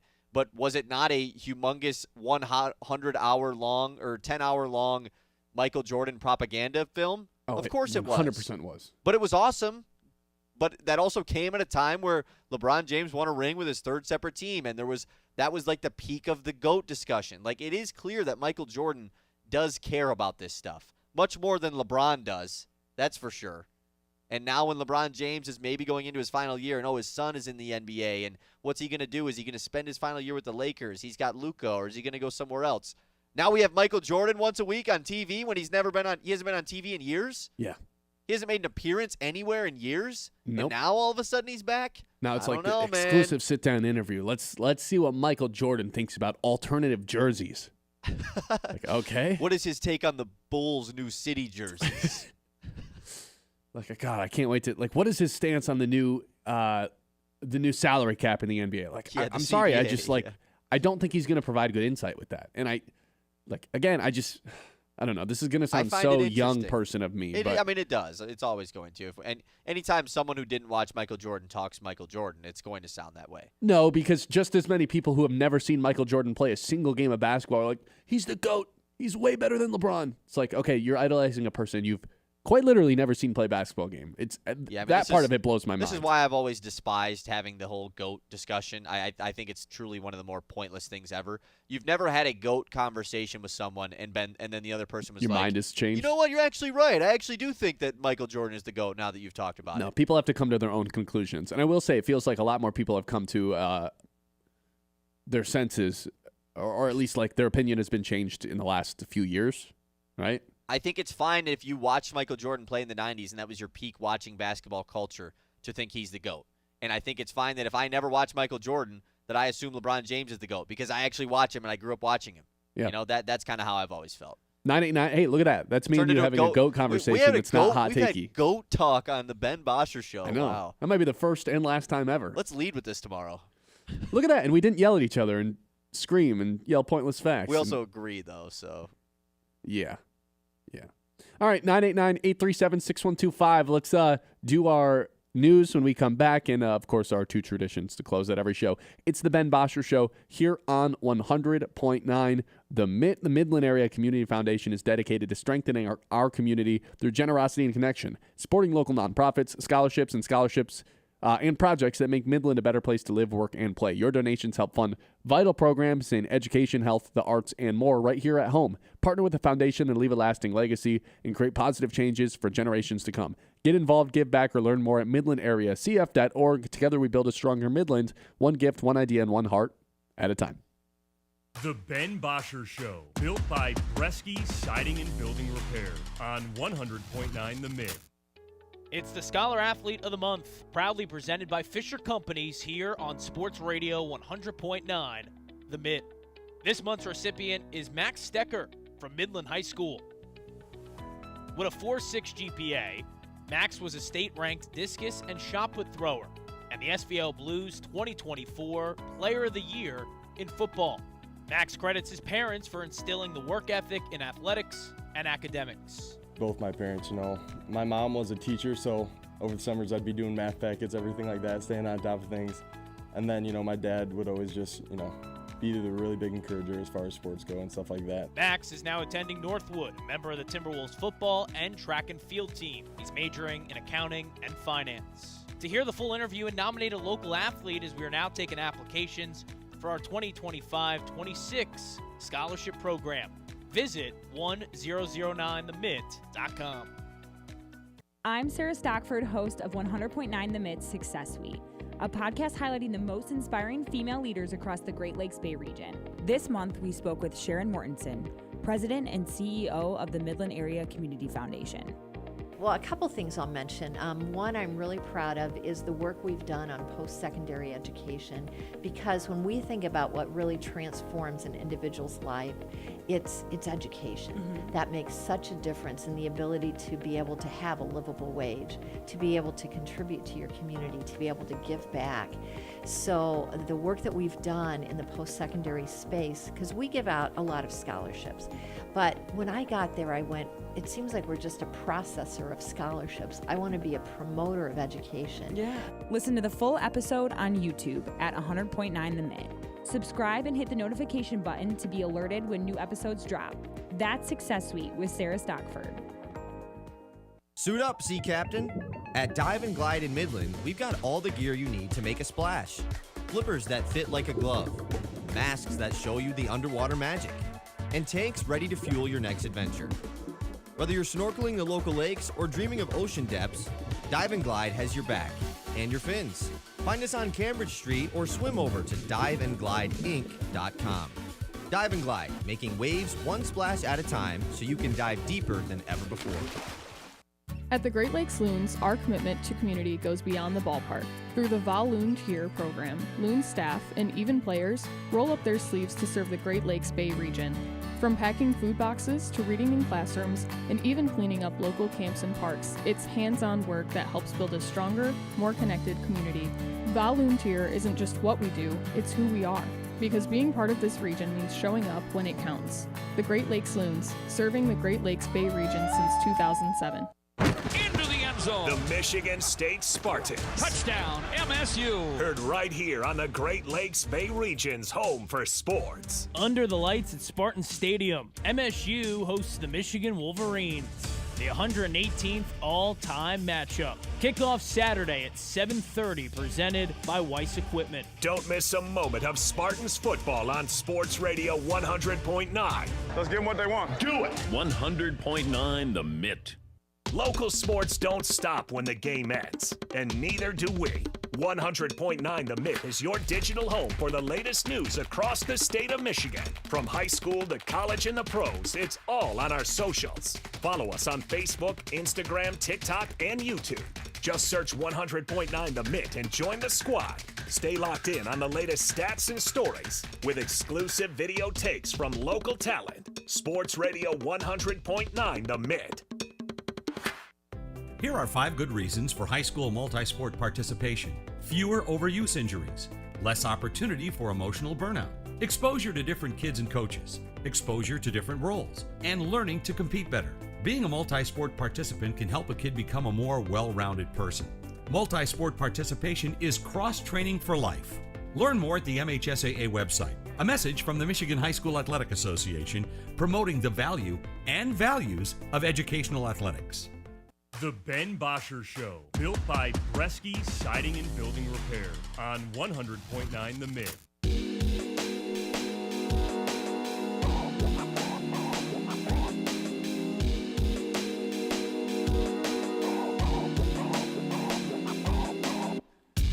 All right, it's that time of the day. Time for us to hit the news. Kyle, take it away. The Mitt's Morning Catch. Look, man, I know John filled in for me a couple times, but That was bad. I'll take the L on that. John was bad, or are you calling me John was bad? All of it. All of it was bad. Hey, and Brad had to fill in yesterday for the news, so I got it. I got it today. Don't worry, I'll handle this. Good. Let's get back into the news. Let's talk some football news. Football. We have a couple of crazy quotes coming out of the pressers with a couple teams. Starting off, Russell Wilson calls out Sean Payton, calling him classless for Payton's comments that he had after their game against the Giants last week. He said that they were hoping that they would have benched Russell Wilson for Jackson Dart much after their game against New York. Basically saying, yeah, we'd have loved to play it against Russell Wilson instead of Jackson Dart. And Russell Wilson was not happy about this. Of course, why would he be? Yeah, I saw the clip. It wasn't like he said it viciously. You know, no. saying it, like reading it out of context or just on paper, like it sounds pretty vicious. There wasn't a ton of viciousness behind it. And like, even if Russell Wilson was still a good quarterback, isn't it somewhat like, yeah, we would want to play him because we used to play him. Like that's, I don't know. I thought when I saw the quote in a tweet, I was like, that sounds pretty bad. When I watched it back, I was like, I don't think this was actually vicious. It's just kind of Sean Payton being Sean Payton. And honestly, he's right. Why would they not want to play Russell Wilson? He stinks. He's bad. He's much worse than Jackson Dart. So I don't blame him for saying this at all. Okay. That got it. You got hot there out of nowhere. I like it, though. Other big quote that happened in the NFL happened with the New York Jets and one of the more wild owners in the NFL, Woody Johnson, probably number 2 right behind Jerry Jones, of course. He is defending Aaron Glenn, but while defending Aaron Glenn, he is blaming the Jets being 0-7 on Justin Fields. Yeah, actually this is just blaming funny. the quarterback of the team. He says, I praise Aaron Glenn for turning around parts of the team and rebuilding the culture. But it's hard when you have a quarterback with a rating that he's got. I mean, he has ability, but something is just not jiving. You have to play consistently at that position, and that's what we're going to try to do with someone else for the remainder of the season. Yeah, that's just funny. Like that's just hilarious. I've never heard of this. The owner's being like, no, it's not the coach's fault. It's the quarterback's fault. Yeah, it's And not the he's guy still I on the hired, team. coach. It's the guy the GM hired. It's his fault. This makes me feel good about my take that the Jets are going to have a really long leash on Aaron Glenn. I feel like I can double down on that one right now. And Aaron Glenn still hasn't announced the starter, but if Woody's going to be saying stuff like It's that, Tyrod. I have a really hard time thinking Justin Fields is going to run back out there. I'm pretty sure Tyrod is the starter. He should be. Yeah. Justin Fields is. You remember after week 1 when we were like, whoa, Justin Fields? And we do this every single year, week 1, where it's like, wait, Justin Fields. I've always been No, out he on stinks. Justin Fields. Always been out on Justin Fields. He like has no awareness ever. He just stands in the pocket and has no idea what to do. I mean, there's a reason that the Steelers benched him for Russell Wilson last year after Fields had started them off like 3-1 or whatever. Yeah. He's not good. No. So we're going to see Tyrod Taylor likely this week. Already talked about we're going to see Carson Wentz on Thursday night against the Chargers as well. And it sounds like Brock Purdy may be making a return to the 49ers here soon. So You see that kid outside of MetLife on Sunday who got asked, he's like, hey, give us Yeah. your thoughts on this game. And he looked right at the camera. This kid was probably, 16 years old, maybe. He was just like, I hate this team. I'll always be a Jets fan. I was born into this. Yeah, I didn't have a choice. I didn't have a choice, but I hate this team. I was like, oh, my God. Yeah, it was like true depression, actually. I felt bad for him. It was one of those points because, like, I'm one of those people that, like, when people get mad about sports fans being passionate and, like, letting sports, like, control their mood for a little bit, I'm just like, dude, you never cared about anything in your life? You know, like, so that's how I always kind of get upset about that. But then when I see a kid like that, I'm like, okay, man, like, no, I get it. No, I totally get it. But, like, look at the bigger picture. Like, think about other things in your lith that aren't the New York Jets just to try to help you get out of this. I remember, like, one of the Lions' playoff losses. I was looking in the mirror at myself. Like, they're legit never going to be good. Like, I am rooting for a team that will never, ever have success.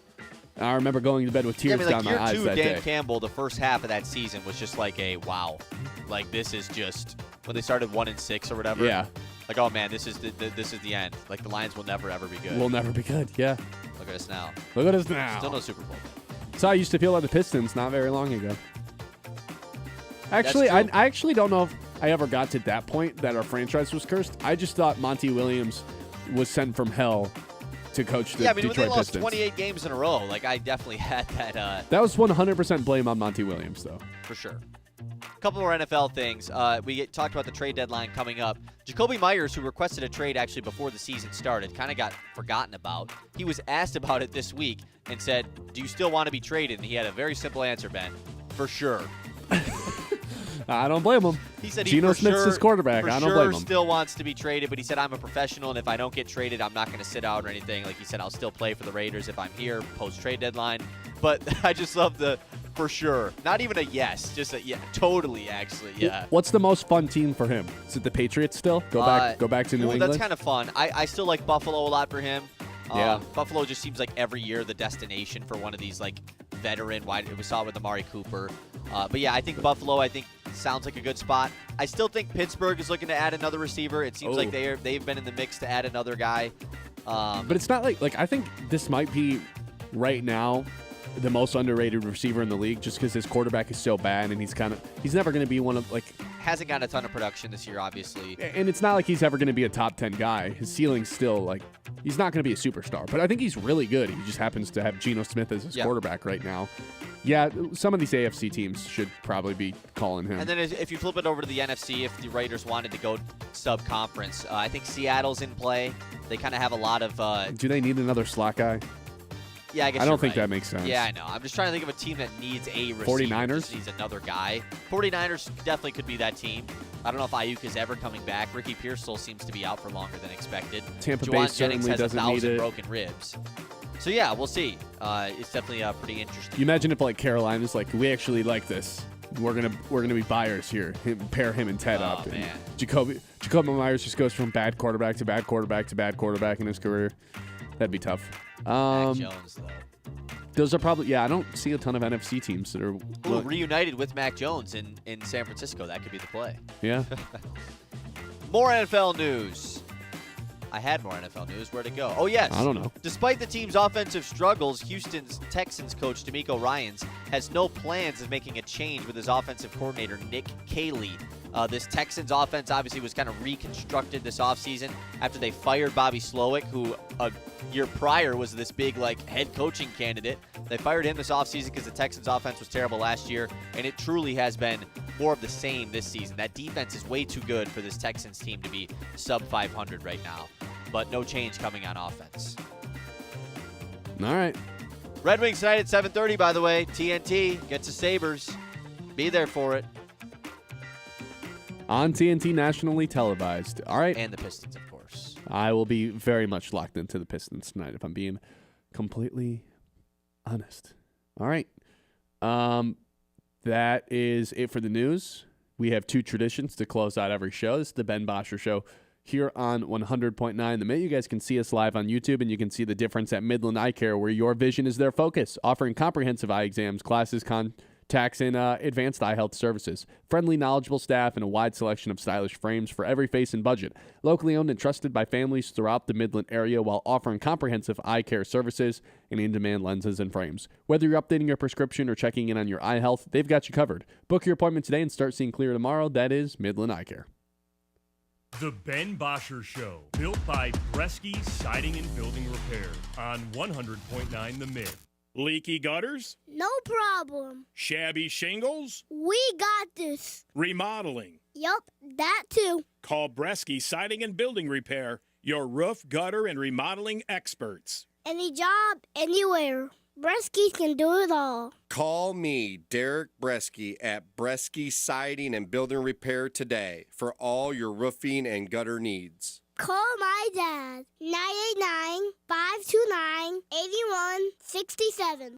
Hey Midland, join the Silver Sneakers and Renew Active programs at the Midland Community Center, where fitness for seniors is fun and free. With Silver Sneakers and Renew Active, seniors 65 and older enjoy access to Greater Midland Community Center, North Family Center, and Coleman Family Center, all at no extra cost with eligible Medicare Advantage plans. Dive into all group fitness classes, exclusive Silver Sneakers classes, and our Greater Midland Walking Club.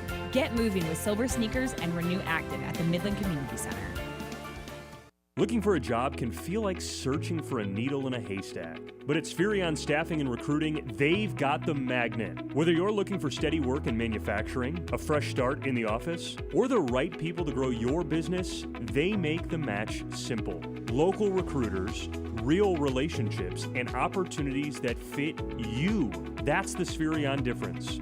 Find your perfect fit today. Visit Spherion.com/Midland. Spherion Staffing and Recruiting, where opportunity works. Is your business protected, connected, and running at full speed? At IronStack Technology, they provide rock-solid IT solutions, cybersecurity, and support tailored for small and mid-sized businesses. From managed services to cloud migration and 24/7 monitoring, they've got your back so you can focus on what matters most, growing your business. Visit IronStackTechnology.com today and build your IT on a foundation of strength. IronStack Technology, IT that works as hard as you do. Hi, this is Jim Mahoney with Link Technologies. As a business owner, you might be struggling with today's technological advancements in the IT arena and how they could benefit your growing business. Let Link Technologies' talented staff work with you to develop a technology plan custom to your specific needs.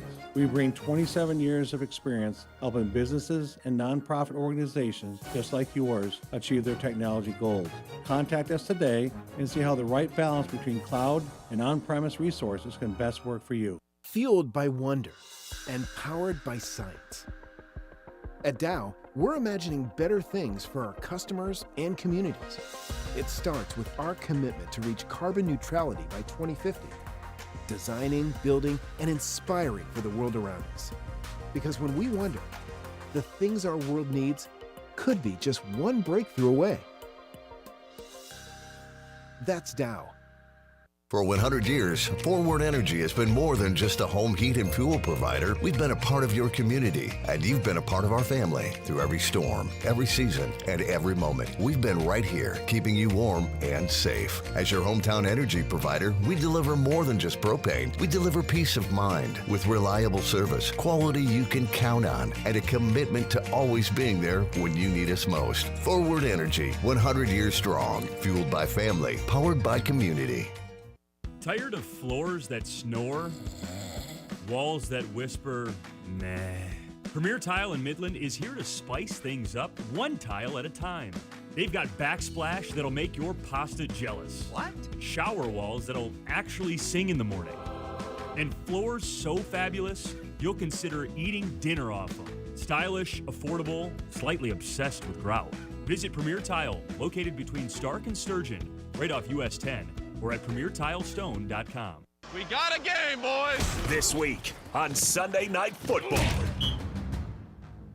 The Green Bay Packers head to Acrisure Stadium and go head-to-head with the Pittsburgh Steelers. The Aaron Rodgers-led Steelers, they're 4-2. The Pack are 4-1-1. Coverage at 7:30 Sunday night, presented by Ace Hardware, downtown Midland. Don't miss a moment right here on Sports Radio 100.9 The Mitt. Hey, I'm Ben Bosscher. And I'm Kyle Sandel. And the two of us are live every weekday on 100.9 The Mitt at 9 a.m. until noon, giving you opinions on the teams that you care about the most. The Lions, Tigers, Red Wings, Pistons, those teams. And a whole lot more. Whether we're breaking down a game from the night before, debating the biggest news from the day, or doing a draft or spread picks, we're always having fun. I mean, come on, it's our job to talk about sports. How could we not be having fun? So if the big games aren't enough for you, if you're a real diehard fan, this show is going to be perfect for you. You can count on us to be your morning sports outlet every day. The Ben Bosscher Show with Ben Bosscher and Kyle Sandel on 100.9 The Mitt. The high school football game of the week, presented by the Forward Corporation. The rivalry dating back to 1970. It's the Dow Chargers versus the Midland Chemics. The Chemics need a win to make the postseason. Chargers win. It's 8-1 in the regular season, first time since 2016. Midland Dow pregame at 6:50 Friday night. Don't miss any of the action on the Great Lakes Bay region's home for sports. Sports Radio 100.9. The Mitt. The Mitt. From Midland to Bay City, Saginaw to Sanford. From Frankenmuth, Freeland, and Hemlock to Auburn, Essexville, and Pinconning, 100.9 The Mitt is the heartbeat of the Great Lakes Bay region, and proud of it. We're your home for local sports, local stories, and local pride. Whether you're in Birch Run, Beaverton, Gladwin, Chesaning, or Coleman, football, basketball, hockey, Spartans, NFL, Loons, all right here. 100.9 The Mitt, Mid-Michigan's sports leader. The Ben Bosscher Show, built by Bresky Siding and Building Repair on 100.9 The Mitt.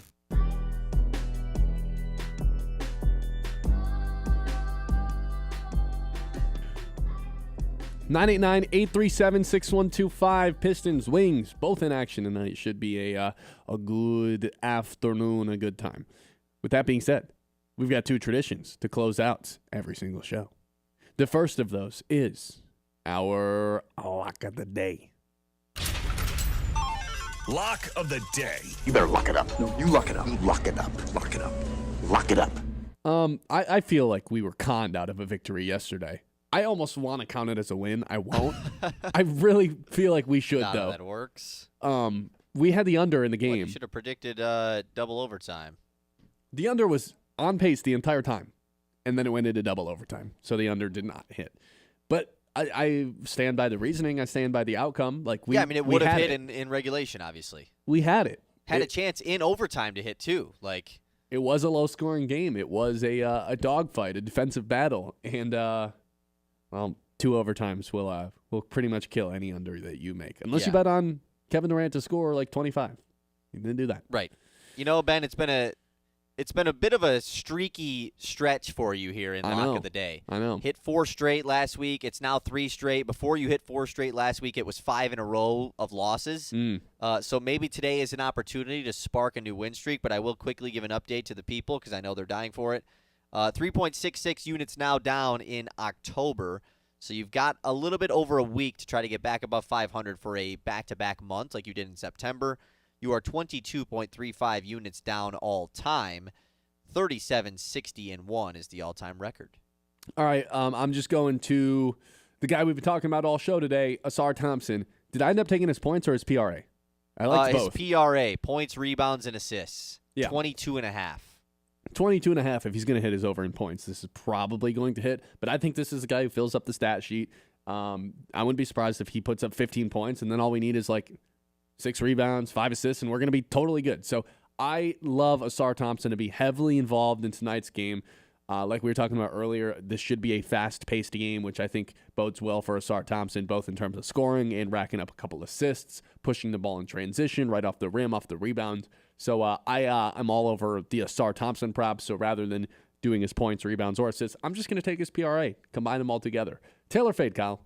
I feel like I have to tail this today, right? I like this pick, though. I mean, we've talked about Ausar Thompson. Without Jaden Ivey, it seems like he's going to have a little bit of a bigger role. He's obviously going to crash the boards if he can score some points, cutting in the paint. I like this line. So I'm with you. Is that the thing you're the most looking forward to tonight? Ausar Thompson, seeing if he takes that step forward? Sure. I mean, I'm always just most excited to watch Cade, man. Like, at the end of the day, Cade is a superstar. We actually have a superstar on the Pistons. I've never gotten to watch one of those growing up. And so the fact that they do have him, like, he's always going to be the thing I look forward to most. You know, Rodney Stuckey was my superstar growing up. And now it's Cade Cunningham. Both walked Stuckey was number 3, but yeah. What about Andre Drummond?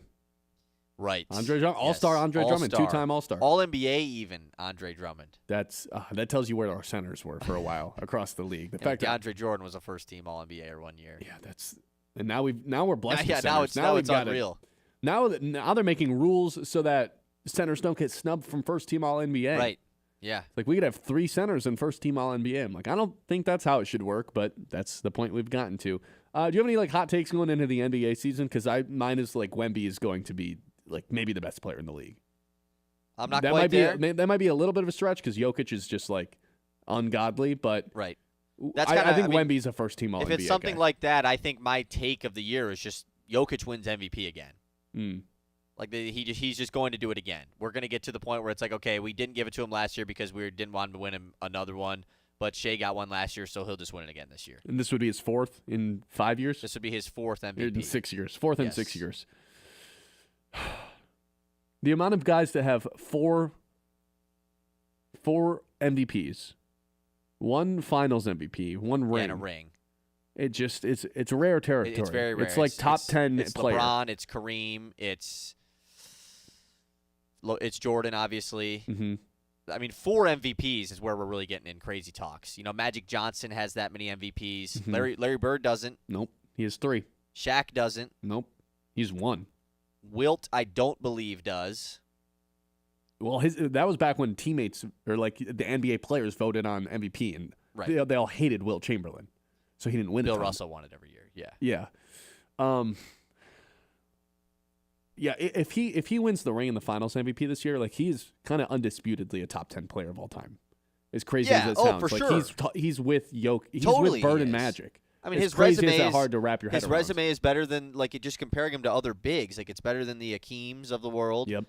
You could argue it already is. It's there with Shaq. I mean, it's obviously the rings. You could give it to him for sure, but yeah, it's going to be good. I'm excited. This should be really fun tonight, and we kick it off tonight with Cooper Flagg and Wemby at 9:30 on ESPN. Ooh, no, we kick it off with the Pistons, baby. Kick it off with the Pistons. And this is Ausar Thompson over PRAs at 8 o'clock. So that is our lock of the day. Lock of the day. You better lock it up. No, you lock it up. You lock it up. Lock it up. Lock it up. All right. Our other tradition is guessing what Colin's going to open with. He is taking over the air at noon. So, with that being said, what do we think he's going to open with? Nobody got a point yesterday. He went with baseball. We had 2 football predictions. And Brad couldn't come up clutch for me and tie it up, huh? Nope. Can't count on that guy. All right, it's 23-22. You have the lead here, Ben. Still a chance for me to tie it up today. Today's episode 101, of course, which would imply that it is your turn to go first. Kind of a tough. No, not really a tough one. I'm gonna go with. I think it is kind of a tough one. I would say so. It's not like one of these ones where you have to pull something crazy. There's limited options. But I'm gonna go with. I know the Rockets lost last night, but this is a good basketball team. I think it's a Rockets-based Open. He zags. It's not about the Thunder. Because I saw he said yesterday he doesn't think the Thunder are going to go back-to-back. So I think this is a pro-Rockets Open. It was a win for them despite the loss. Okay. And this isn't like he just does the Thunder and says the Thunder actually aren't that good? No, because it's impossible to have that take right now. I think it's centered around Kevin Durant and the Houston Rockets. Yeah, for me, look, I wanted to be the guy that was going to do the preview of Flag v. Wemby because he just loves both of those guys. Obviously, I mean, how could you not love both of those guys? But this is pretty. I think to me, this is pretty clearly a Lakers lead. The Lakers are not going to be that good without like Luka went crazy and the Lakers still got dominated all game by the Warriors at home on the opener. This is a Lakers lead, like a negative Lakers lead. That's my pick. DeAndre Ayton is your big. You started Gabe Vincent at point guard. Like it's gonna be a anti-Lakers lead. Okay, I'm not opposed to that. They did not look very good last night. I didn't watch much of the game, so I can't sit here and talk about it like they didn't look very good. But they didn't. Right. Like you said, Lucas scored 37, and it didn't matter. The 43. Warriors had to lead the whole 43. Yeah, the Warriors had to lead the entire time. So yeah, I'm not opposed to that. All right, we'll be back tomorrow. Talking about both games, Pistons and Wings. Appreciate everyone for tuning in today. Like seeing that subscriber count go up on the good old YouTube. So hopefully that continues to grow. Been really awesome to see. So appreciate everyone who stays on the YouTube throughout the course of the show. So we'll be back tomorrow, 9 o'clock. You guys can follow us on YouTube, Instagram, Facebook, TikTok for the latest news, takes, videos. It's all there. Appreciate everyone for tuning in today. I'll talk to you guys tomorrow.